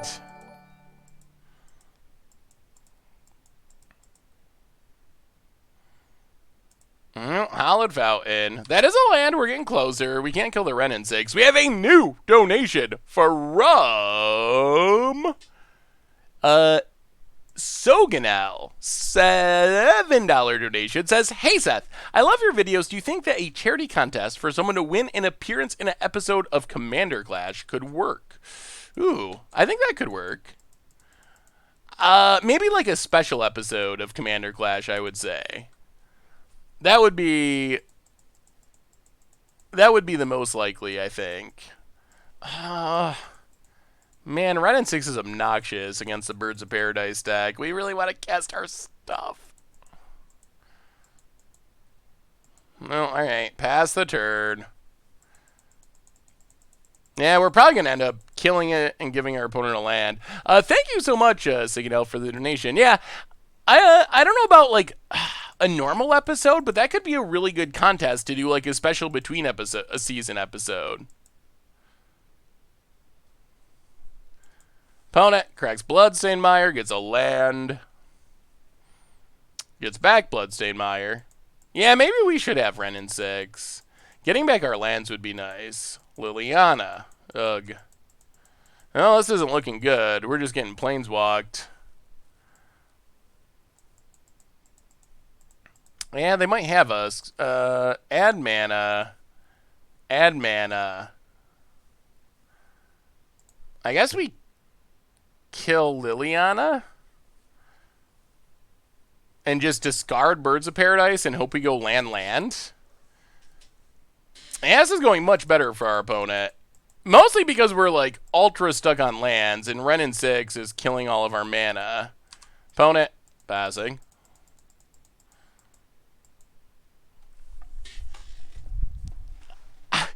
How many birds will we draw into the face of this Wrenn and 6? Oh boy. Yeah, not the matchup for the Birds of Paradise over and over and over again every turn. Opponent.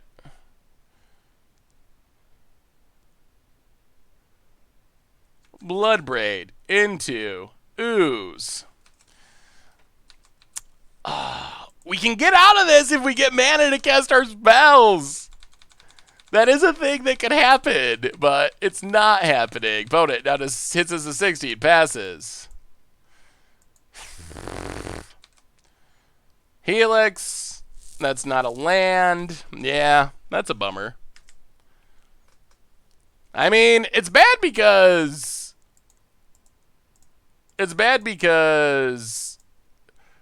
we've drawn poorly, and Wrenn and 6 has matched up insanely well with our draw. We've just drawn all of our Birds of Paradise, and Wrenn and 6, like, if it wasn't for the Wrenn and 6, or if we had drawn lands instead of Birds of Paradise, we'd have 7 cards and Niv, and we'd just be going to town. But because we keep drawing non-lands and drawing birds, and there's a Wrenn and 6, yeah, now it might be over.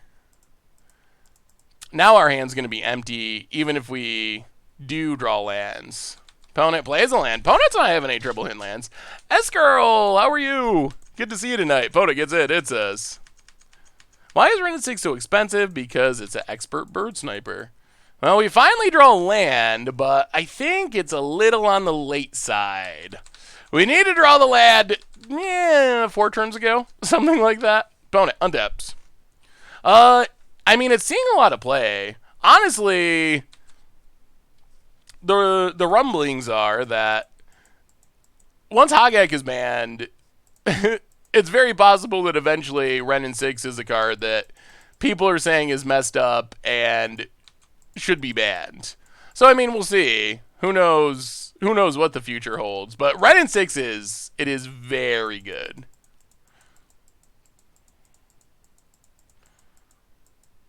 All right, Kolgan's command, scoop it up. Well, not drawing lands really made that one tough. And I guess our opponent drawing all their planeswalkers, that also didn't help. Alright. So, other than drawing lands, is there anything we can do? That was super awkward. Huh. Boy, these birds. Maybe these birds just are not good.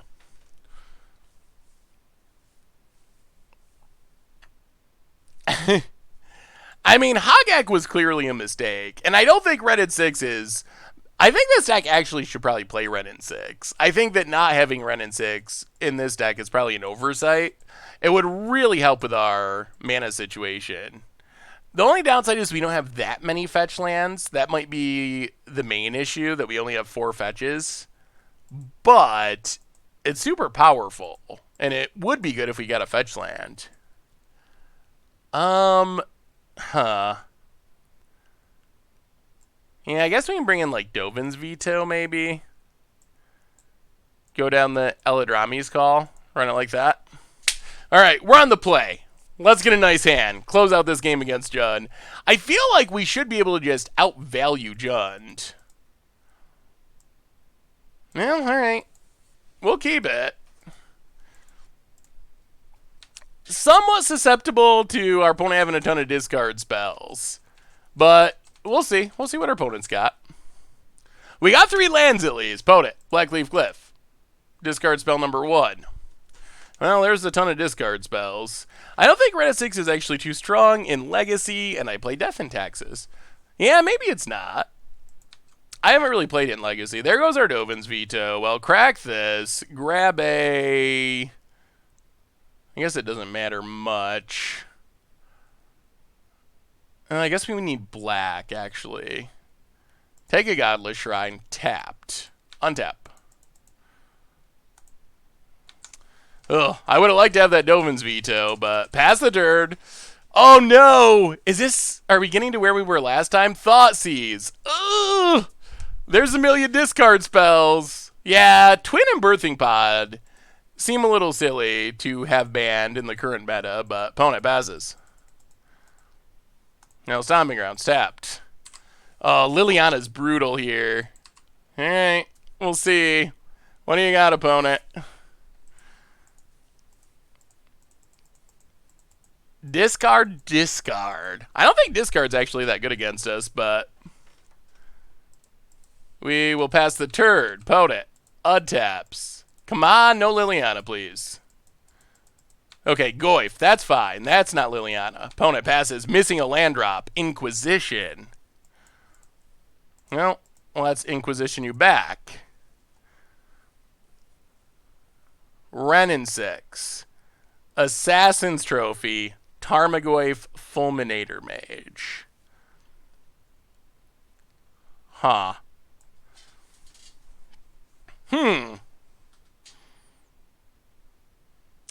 I guess we gotta take Fulminator. I'm assuming. I mean, our main goal is to play this... Oh, I hate leaving Renin 6, but we need our Niv! We need 1 land! 1 land and we Niv and life is insane. Opponent gets in. Hits us. Down to 15. Come on, deck. There's the Renin 6. Takes up. Plays a land. Well, ugh. Alright. This isn't exciting, but Teferi Bounce Goyf. There's the land. All right. Well, next turn. Next turn, we got a shot. Opponent untaps. They do have a red in 6. They kill our Teferi. That's fine. What do you got, opponent? The Reborn is coming, perhaps. And we gotta hope it's a good one. Yeah, there's a couple of Teferis. It's not the centerpiece of the deck, Caesar, but there are a couple. It is a good guild card to hit with Niv. And it's especially helpful against control. Tarmogoyf. Tap land. Well, alright. Crack this. Take a breeding pool. Tapped. Untap. Blue. Red. Black. White. Green. No, not green. Blue, red, black, white. Wait, no. Blue we need. Alright, 5 colors. Niv.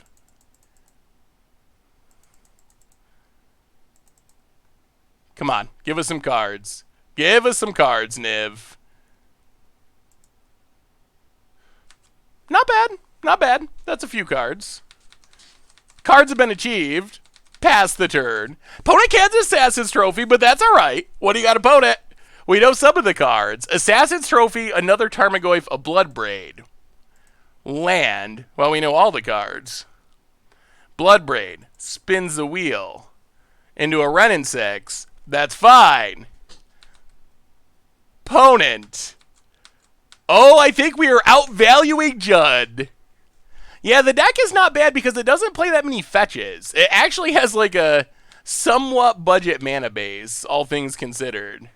So we block. Ren in 6 takes down Niv. Sure. Opponent passes. We draw land. So now we Helix, Ren in 6. Wait, no. Helix, Ren in 6.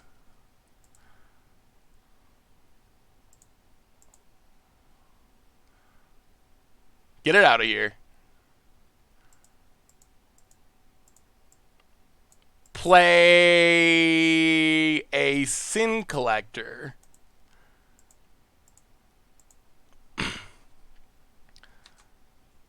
Get rid of Assassin's Trophy. Hollowed Fountain. Untapped. Safe Rights Quest. Take a... We can take an untapped land, I guess. Let's take a Forest. Pass the turn. All right, opponent. Let's see it. Let's see what you got. I love you, Seth. Love you, chat. Greetings from Greece. Well, hello from the U.S., Kavube. Welcome. I love you, too. Opponent gets in. Grows the Ravine. We drop to 15. That's fine. We will block. Down to 11. Untap. Play the Forest. Green. White. Blue, red, black. Bring to light. 4. I think Niv. Let's Niv. Let's cast Niv. Let's draw cards with Niv. Whoa! We almost have too many cards in hand. We do literally have too many cards in hand. An opponent! Huh! Oh, we hit all the cards, and our opponent scoops it up. Opponent scoops it up. 1, 2, 3, 4, 5, 6. 6 with Niv and Jund in their removal of their grind. No part. They run away. Oh, yes. The beauty of Niv, and the kids are officially eating. The kids are officially eating with the 3-1, and we got another one to go. We could get a 4-1 with Niv. This deck actually seems good, and it's super fun. Oh, man. I opened the complete set. I did. I'm so disappointed it wasn't on stream. A couple of days ago, I was trading away some cards I didn't need in my collection, and I was like, I got a couple of leftover ticks. I might as well get like 2 treasure chests. So I grabbed 2 treasure chests. I opened the first one, and it was a complete foil War of the Spark set, which is insane. Like, not only a set, it's like the most valuable set you could open. and and I wasn't sure what I was going to do with it. I could have sold it on Magic Online. Goatbots was paying almost 500 ticks for it. 485 they were offering. But I redeemed it. So, yes, it's coming in paper. I think it's like 800 in paper right now. So that is the best chest I think I've ever opened. So, yeah, had to pay $25 and $3 for shipping. But yeah, now I will get an actual physical complete foil set of War of the Spark, which is super sweet. Definitely worth $25. Yeah, I posted it on Twitter. Oh, that's a good idea. Yeah, when I get it, they said it could take up to 4 weeks to actually get the redemption, but when I get it, I will open it on stream and we'll look at it. That'll be fun. That's a really good idea. Yeah, you can, if you get a complete set for standard cards on Magic Online, you can exchange them for paper cards by paying a $25 fee and $3 for shipping in the US. All right, we got to take on Hogaak again. Well, crack this. Get a...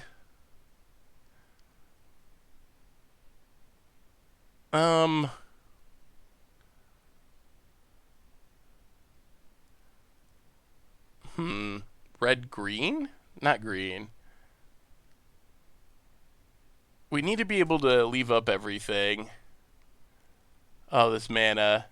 It is brain bending, mind numbing. Let's take a...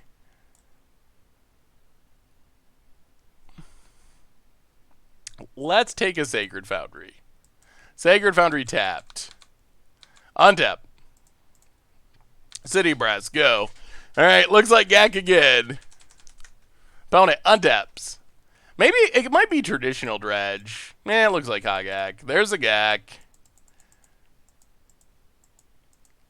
And Stitcher's Supplier. Gonna go milling of some cards.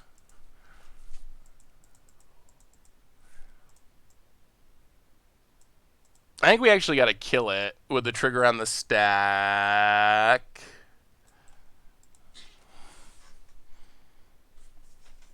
Yeah.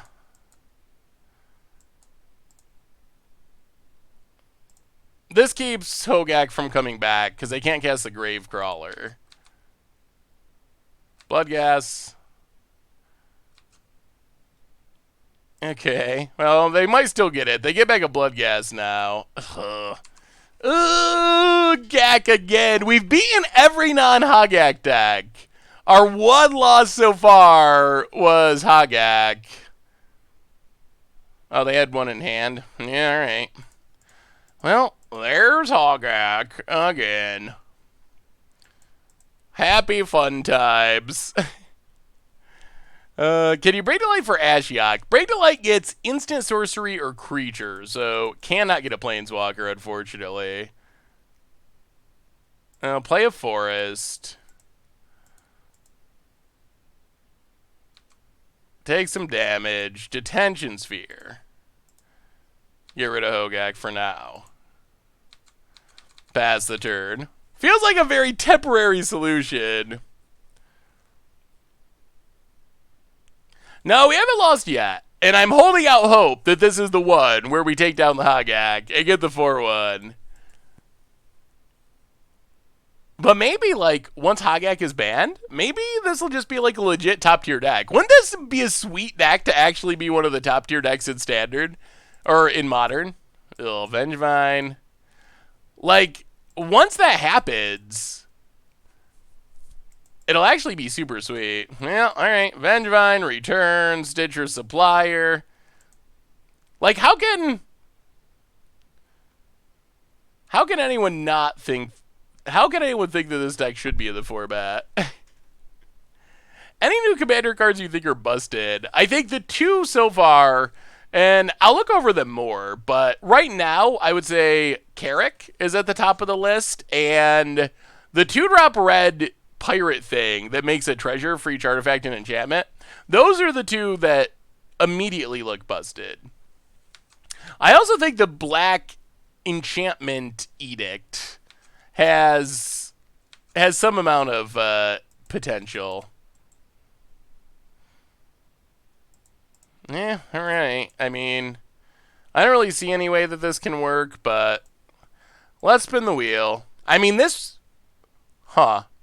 So look at this board state, real quick. This was, turn 2 we had removal, Lightning Helix. Opponent still had 3 creatures. They had 3 creatures on turn 2 to still be able to Hogaak. We killed Hogaak on our turn 3, and our opponent's turn 3, they still have 20 power through multiple removal spells. Pretty good example of why this deck's not long for the world. Inquisition. I mean, we'll take a peek and scoop it up. Yup. Alright. Fair enough. So, on to sideboarding. Yeah, they just spoiled it at the end of the spoiler season, where it's basically 1 in a black, each player sacrifices a creature or an enchantment, which in Commander I think is kind of meh. It's not going to hit enchantments all that often, I don't think. But in formats like Legacy or Vintage, being able to hit Oath of Druids, for example, from your black deck is actually really meaningful and huge. So I think it'll have a lot of impact there. Hey, what's up, White Lotus? How are you? Good news is, and we did manage to almost beat Hogaak before. We took game 2 off them in our first round match. We get 2 Grafdigger's Cages. We get a Wheel of Sun and Moon. We get a Is It Staticaster. We get Unmordigo. We get Ashiok. We get Lavinia. And we could bring in Fire Spout, maybe. As far as cuts, we go down Inquisition. We go down Eladrami's Call. We go down Kolaghan's Command. We go down Cass. We go down Sin Collector. And probably like an Is It Charm? I wonder if Fire Spout's worth it. Staticaster is good at picking off the non-Hogaak creatures, like a board full of Bloodghast, for example, and keeping them off the battlefield. So it's pretty helpful against everything except Hogaak and Vengevine, really. Eldrami.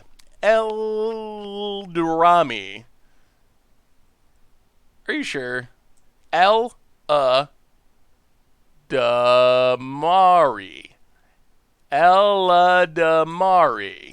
Yeah, you might be right. All right, let's run it like that.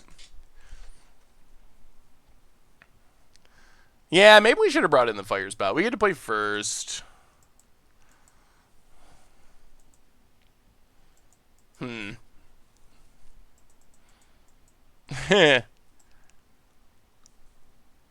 don't think Supreme Verdict is good enough. I think we need to ship this.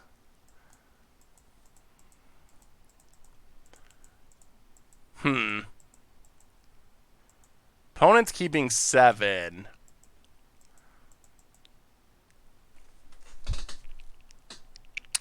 Oh, we can't keep the first one. This one... I mean, I think we have to keep it. I don't really like it, but we will keep...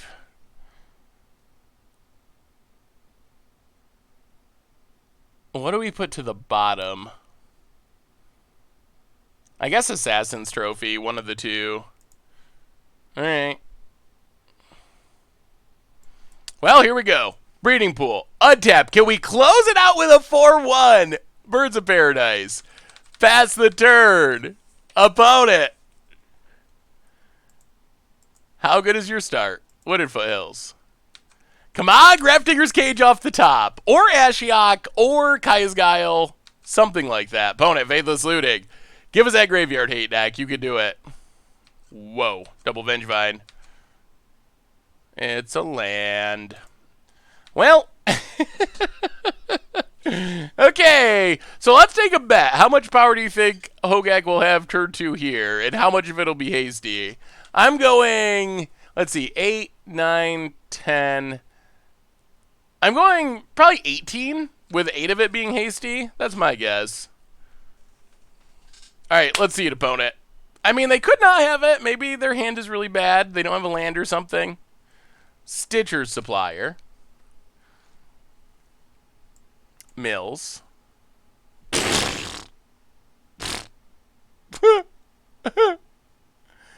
I think we underestimated.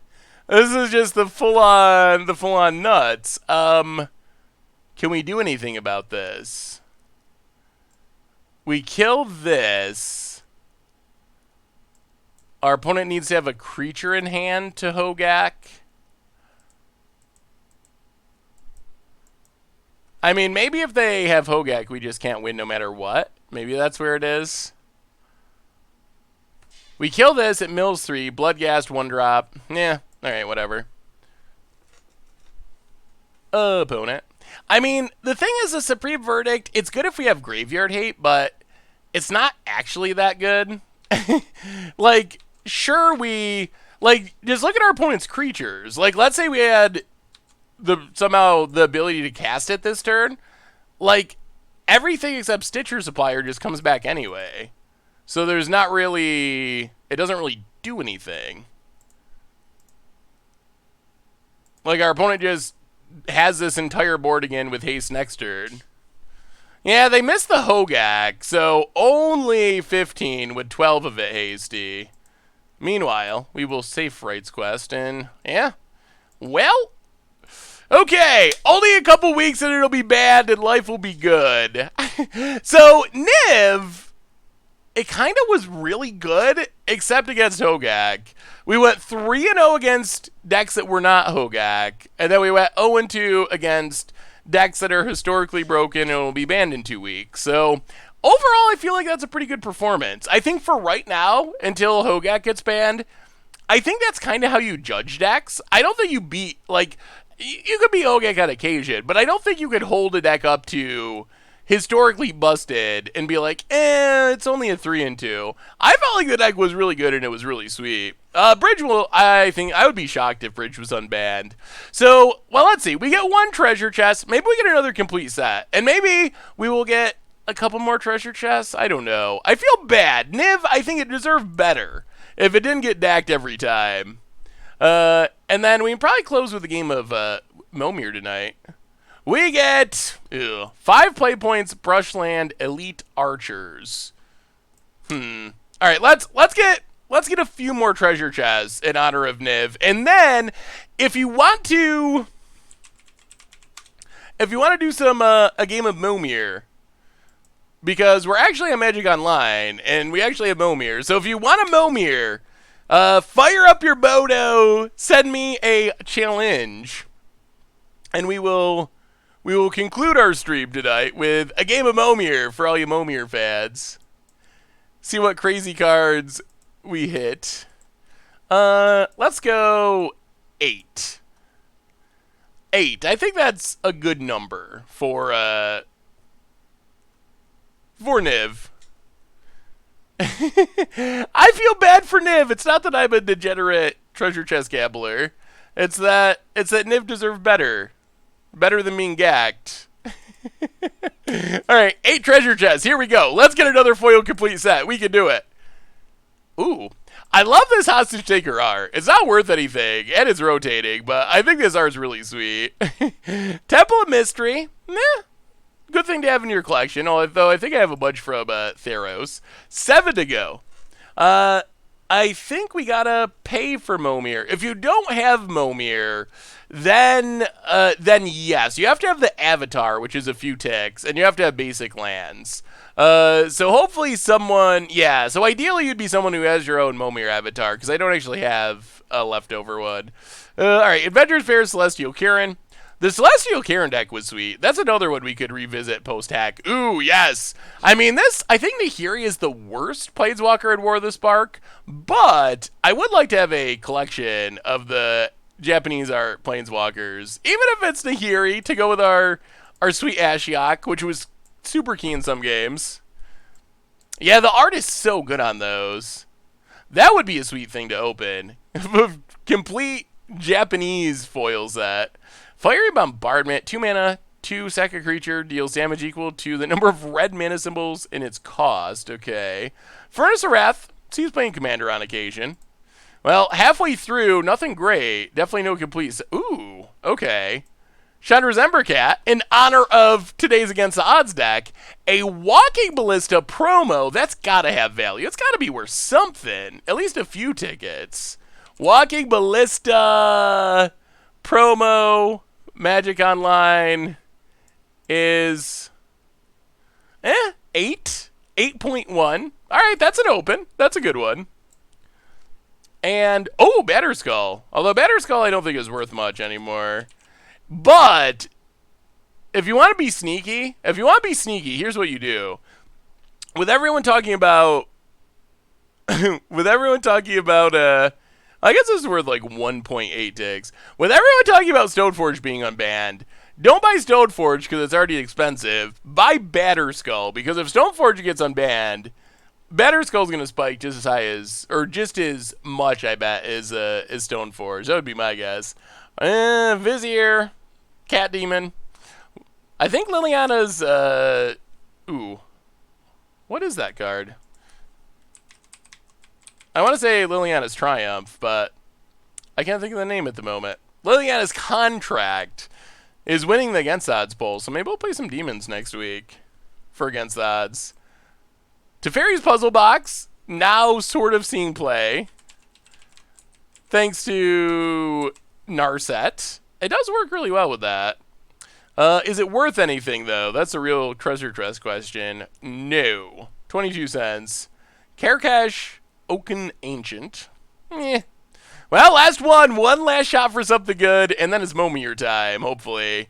Last one, we get Iroas, God of Victory, and Rhystic Study. Ooh, in honor of Sam and his videos. If you've never watched Rhystic Study's videos, you should. Sam makes, like, the best content, I think. Actually worth, like, $3.28, too. Might have to play that more. Well, those have been our treasure chests, and that means it is Mo-Mir time if anyone wants to play. So send me your challenge if you want a Mo-Mir. I will accept the first challenge I receive, and we will do some Mo-Miring to wrap things up today. North Korea, Best Korea, welcome to the Fishbowl. Thank you so much for your subscription. Big soups here for our new subscriber. Send me. Yeah, Rhystic Study is a Commander staple. I should probably play it more. It does anger people, though. I don't believe in paying for Rhystic Study. I don't think you should. I might write an article about that. Why you should never play for Mystic Study or Smothering Tithe. And the answer is, Saffron Olive is my account name. And the answer is, you might need that mana to draw a card or two. Challenge Saffron Olive. Same name as, yeah. Right here. Saffron Olive. That's me. That's me with the Peacemaker avatar. So, once we get a challenge, we will wrap things up tonight with some Mo-Mir action. And if you've never seen Mo-Mir, it's fun. It's super fun. Do you think it's possible for an Ayla deck? So, yes. I think it's possible. I don't think it would necessarily be a super competitive deck. And we have our challenge. It's Mo-Mir time. I don't think it would necessarily be a super competitive deck, but I think you could build a functional-ish Ayla deck. So if you're not familiar with Mo-Mir, maybe use the Ayla's influence. The problem is not Ayla. I think Ayla, which I can't say right now for some reason, I think Ayla is actually a pretty decent card. The problem is the support bears are really bad. Oh, sorry, Serate. Already got the challenge, receive. Next time. So if you've never seen Mo-Mir, it is a wacky format. Our decks are 100% basic lands. Our life total starts at 24, and each turn, one time, we can use this avatar to pay X. Like right now we're going to pay 2. Discard a card. Like right now we're going to discard a Plains, and you get a token that's a copy of a random creature of that converted mana cost. We get Flamekin Spitfire. Elementals are sweet. We're playing Elementals on Mucha Brew, modern 5-color Elementals on Sunday, and I think Elementals are sweet, but Flamekin Spitfire, not an Elemental that is really playable. Little expensive for what it does. Crimson Acolyte. There was a time when the Acolyte saw playing Pauper. Yeah, Vince has been playing some janky Legacy decks lately. I saw he was playing the new Cat Lord. Ooh, Lava Zombie. Would be better if you didn't have to bounce something. Opponent. Passes. Alright, 4-drop. Spin the magic wheel. What do we get? Cutthroat Eldol. Ooh, if we have no cards in hand, it has Shadow. So it's going to turn into a 4-1 unblockable here once we get empty-handed. That's not bad. Host a game on Moto if someone wants to play some Mo-Mir. Opponent. Yeah, Mo-Mir's fun. It is fun. We don't do it too often, but it's a good, nice, fun, relaxing way to wrap up the stream. Crude Rampart for our opponent. Just a big wall. Well, let's make a 5-drop. We get... Although everyone... Well, not everyone, but some people scurry away when Mo-Mir comes up. Challenger Troll. Definitely have lost to this in Limited recently. It's big. It's big. 6-5 for 5, even by modern standards, is pretty big for an uncommon in Limited. And it has, like, weird evasion, which is annoying. Elvish Bard. Ew. That will kill us eventually. If our opponent can get 24 power on the battlefield, Elvish Bard will get the job done. Ooh. Whenever opponent casts a spell. Alright, well, I'll go attacking. Dragonlair Spider would be sweet, but no one casts spells in Mo-Mir. Is there a chance you will do a Pauper League? We won't be Pauper Leaguing tonight, but there will be more Playing Pauper episodes coming, so that will definitely happen, Caesar. Opponent. 6 mana. Yeah, Dragonlair Spider has some sweet artwork. Carl something. It's a good looking spider. Ishan's Shade. Big and pro-white. Okay. I guess this kills our shadow thing before we get empty-handed. And also, yeah, okay. I guess it kills 2 things. That's not bad. Zani! For the 3rd month. Hey, Seth. I made a pretty fun Gargos deck in Standard. Care to take a look? Love the content. Keep up the great work. Well, Connie, welcome back to the Fishbowl. Thank you so much for your subscription. And I would love to take a peek at some Gargos action. Let's make a 7 real quick. Is it Phage time for the first? Oh, Angra's Marauders. Our own little Furnace of Wrath. Not bad. Not bad. Hail Hydra, eh? Gargos. That looks sweet. It definitely looks cool. I messed around with something kind of similar, and the thing I ran into is there any way to, like, target Gargos repeatedly to get the fight ability? I guess it just, like, protects your stuff from removal, which is good. But it would be sweet if you could somehow use the fight ability proactively. That looks sweet, though. Got good Planeswalkers. Bioessence Hydra can get really big. I like it. Well, no Phage still. I still have not ever been Phage. Savage, whoa. Add 6 mana? Does that mean we're getting Emrakul next turn? 6, 7, 8, 9, 10, 11, 12, yeah. Opponent can make little Emrakul next turn. Well, come on, something that's hasty and lethal. That is not it. And this has... Oh, wow! I think we're getting Vent Mod. Ugh, how do we beat a 13-13? Well, it'll depend on if our opponent knows that they have that. What is statistically more likely, hitting a phage or hitting a complete set? I'd have to look up how many 7-drops there are now. I would guess hitting phage, but I still haven't done it. Oh, they even can give it pro red? 1, 2, 3, 4, 5, 6, 7. Yeah, that's a thing. Savage Ventmaw is a thing. I mean, if they go 13, they guarantee they hit Emrakul. If they go anything else, it can be hit or miss. I would make a 13. Because even little Emrakul is like pretty unbeatable. 13-13 Flying Trample, like what do you do about that? Well, come on, Bounce Kraken. Or Hoverguard Sweepers. One or the other. Ugh. Alright. Pass the turd. 13, 14, 15, 16. Yeah, Savage Ventmaw, really good. Really, really good. That's a 6-drop too? Huh. Opponent, pro red. Combat. So we get one more turn. We probably should have attacked with Walker of the Grove just because. Opponent gets in. Adds a bunch of mana. Well, one more turn to hit a Bounce Kraken, I think. Down to 3. And where does our opponent go here? They can't go Emrakul again.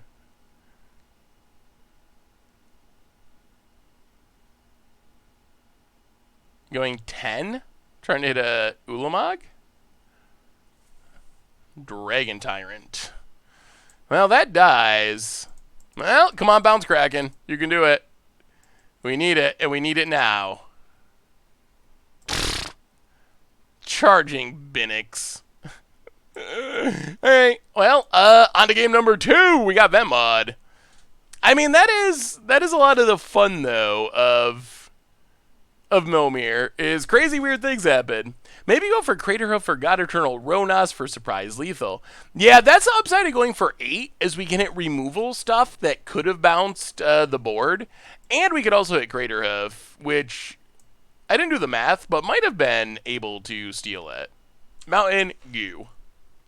Yeah, Kedrick Leviathan is the mass removal of the Mo-Mir format. And Hoverguard Sweepers just bounces 2 creatures. Bogart Sprite Chaser. 2 mana 1/2 as long as you control a fairy. It becomes a 2/3 with flying. Yeah, okay. Not good, but ew. Well, get in. Hit our opponent. Pass the turn. There is Annihilator, but that Emrakul does not have Annihilator. That was the newer of the 2 Emrakuls. Boat it. Justin Thief. Well, we can't let that hit us. Let's make a 4-drop. Solemn? Solemn would be good. Miss Moongriffin. Well, at least it flies. Opponent, untaps. Plays a land. Opponent's going full-on Kaleidoscope mana. And 4-drop. Is it better than a Miss Moongriffin? Yeah, I guess technically yes. It is a bigger flyer, Celestial Karen. And 5-drop. Baneslayer. Let's get a Baneslayer. Flowerstone Helion. Well, we can attack with it at least. Get in there with our hasty boy.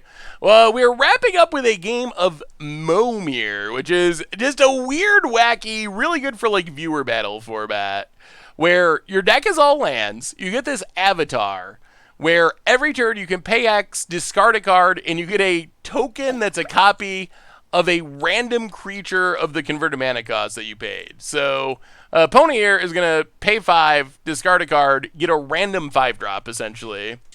Gelbernera, welcome to the Fishbowl. Thank you so much for your subscription. Big Scoops cheer for our new subscriber. Flowerstone. It's probably Flowstone, isn't it?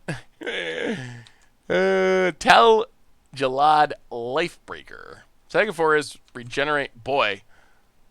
Man. Huh. Mirrodin's a weird block. Stuff was either busted or horrible. And this one was horrible. 5 mana, 3/2, mana, tap, and sack a forest to regenerate a creature. That is just a really bad Magic card. Alright, 6-drop. Old new Scraff Mob. Well, get in. Hit our opponent. Enters the battlefield with 5 counters and our player casts a spell. Why do I keep getting all this stuff that cares about spells being cast? These are mostly, well, this is Onslaught. Maybe these are all Onslaught. I was going to say Mirage, but no, these all appear to be Onslaught basics. Ooh, Sunblade Angel. Better than a Mizmoon. Well, let's make a 7. Is it Phage time? Finally. Have any of you ever played Mo-Mir? Like, have you played it? Ooh. Well, we're going to gain a bit of life, which is nice. Get in with old Newsy. Yeah, the old basics are so good. Sam Wood, John Avon. Oh, they are beautiful. I think Mirage is still my #1. I just love Mirage basics. What did you think of it on Arena, Caesar? Boat it. Diabolical Machine. The old 7 mana 4/4. Photo gets it. Yeah. Well, now we're all gaining life, and this is going to be interesting. Razia is good. Get in there with Razia. Yeah, Razia is very good. Opponent takes it. Down to 8. And we have Razia. Ice Age Snowland's also very nice. Those ones are nice as well. John Avon has done some really good art. Tempest. I like the art on a lot of old lands, honestly. Bonage. Passing. Gaining life. Well, let's spin for another 8. See what we hit. Gigantomancer. And opponent scoops it up. All right, on to game 3 in our Mo-Mir Madness battle. Why are there so many lands in the graveyard? In the Mo-Mir format, your deck is all basic lands. And then once a turn, you discard one to use the avatar and get your random creature token. So the lands keep getting discarded, which is how they end up in there.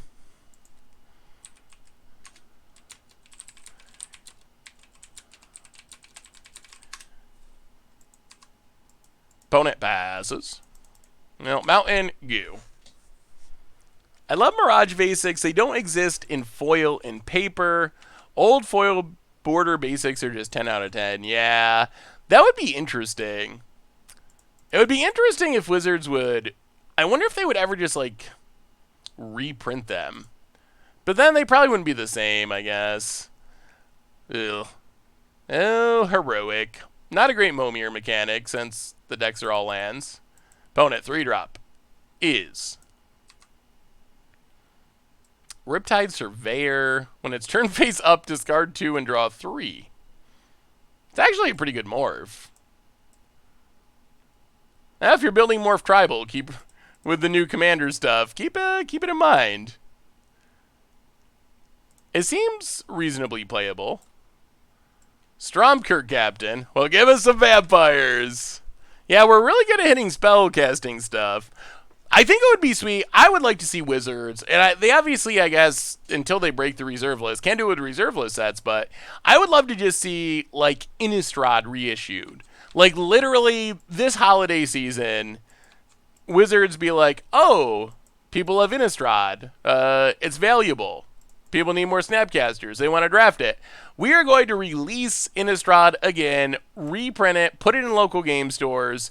If you want to draft it, you can pick it up for the normal price of a booster box. I think that would be awesome and very successful too. Innistrad would be sweet.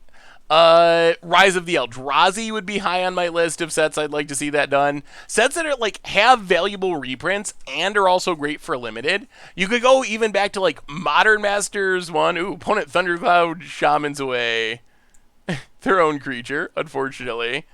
Wouldn't that be great? Like, it's free money for Wizards. They don't even got to design a set. They don't even got to do new art for the set. You can literally just repackage a past set like that.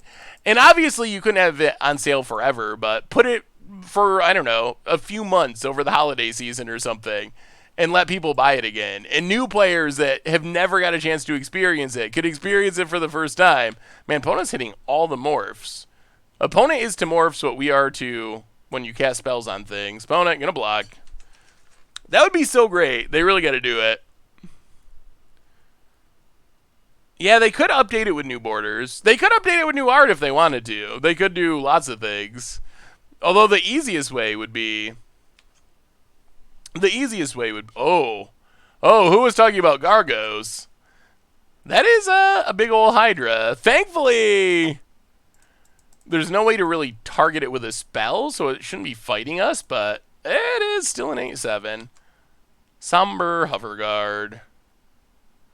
Well, flying for 3 with our Ramosin Sky Marsher. You could even do Marcadian Mask with this guy and the Wife Beater. I think Marcadian Mask got to be like the worst set. One of the worst sets in Magic's history. Magic should be a game first, collectible second. I mean, I agree. I do think that collectability plays a... Ugh, that's bad news. Oh, Colossal Whale's great. Removal's great. That's going to beat us. I do think that collectability is important, and I do understand that part of it. But I still think that doing some sort of... Ah! Okay, that was good.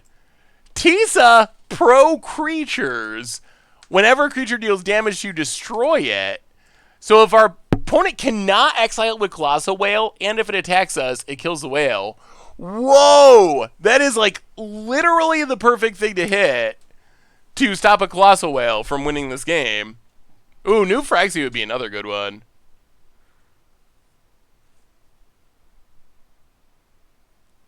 Opponent.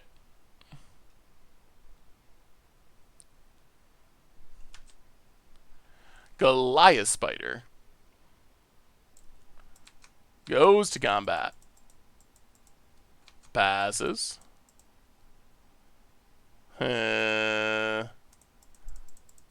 Please don't say Wife Beater. Say Tank Top instead. Oh, well. My apologies, Bigfoot. I thought that was, I just thought that was what they were called. Oh! Bedlam Reveler. Draw some new cards. So, yeah, my apologies. I didn't realize that was something to not say. Get in with Tisa. Opponent down to 11. Pass the turn.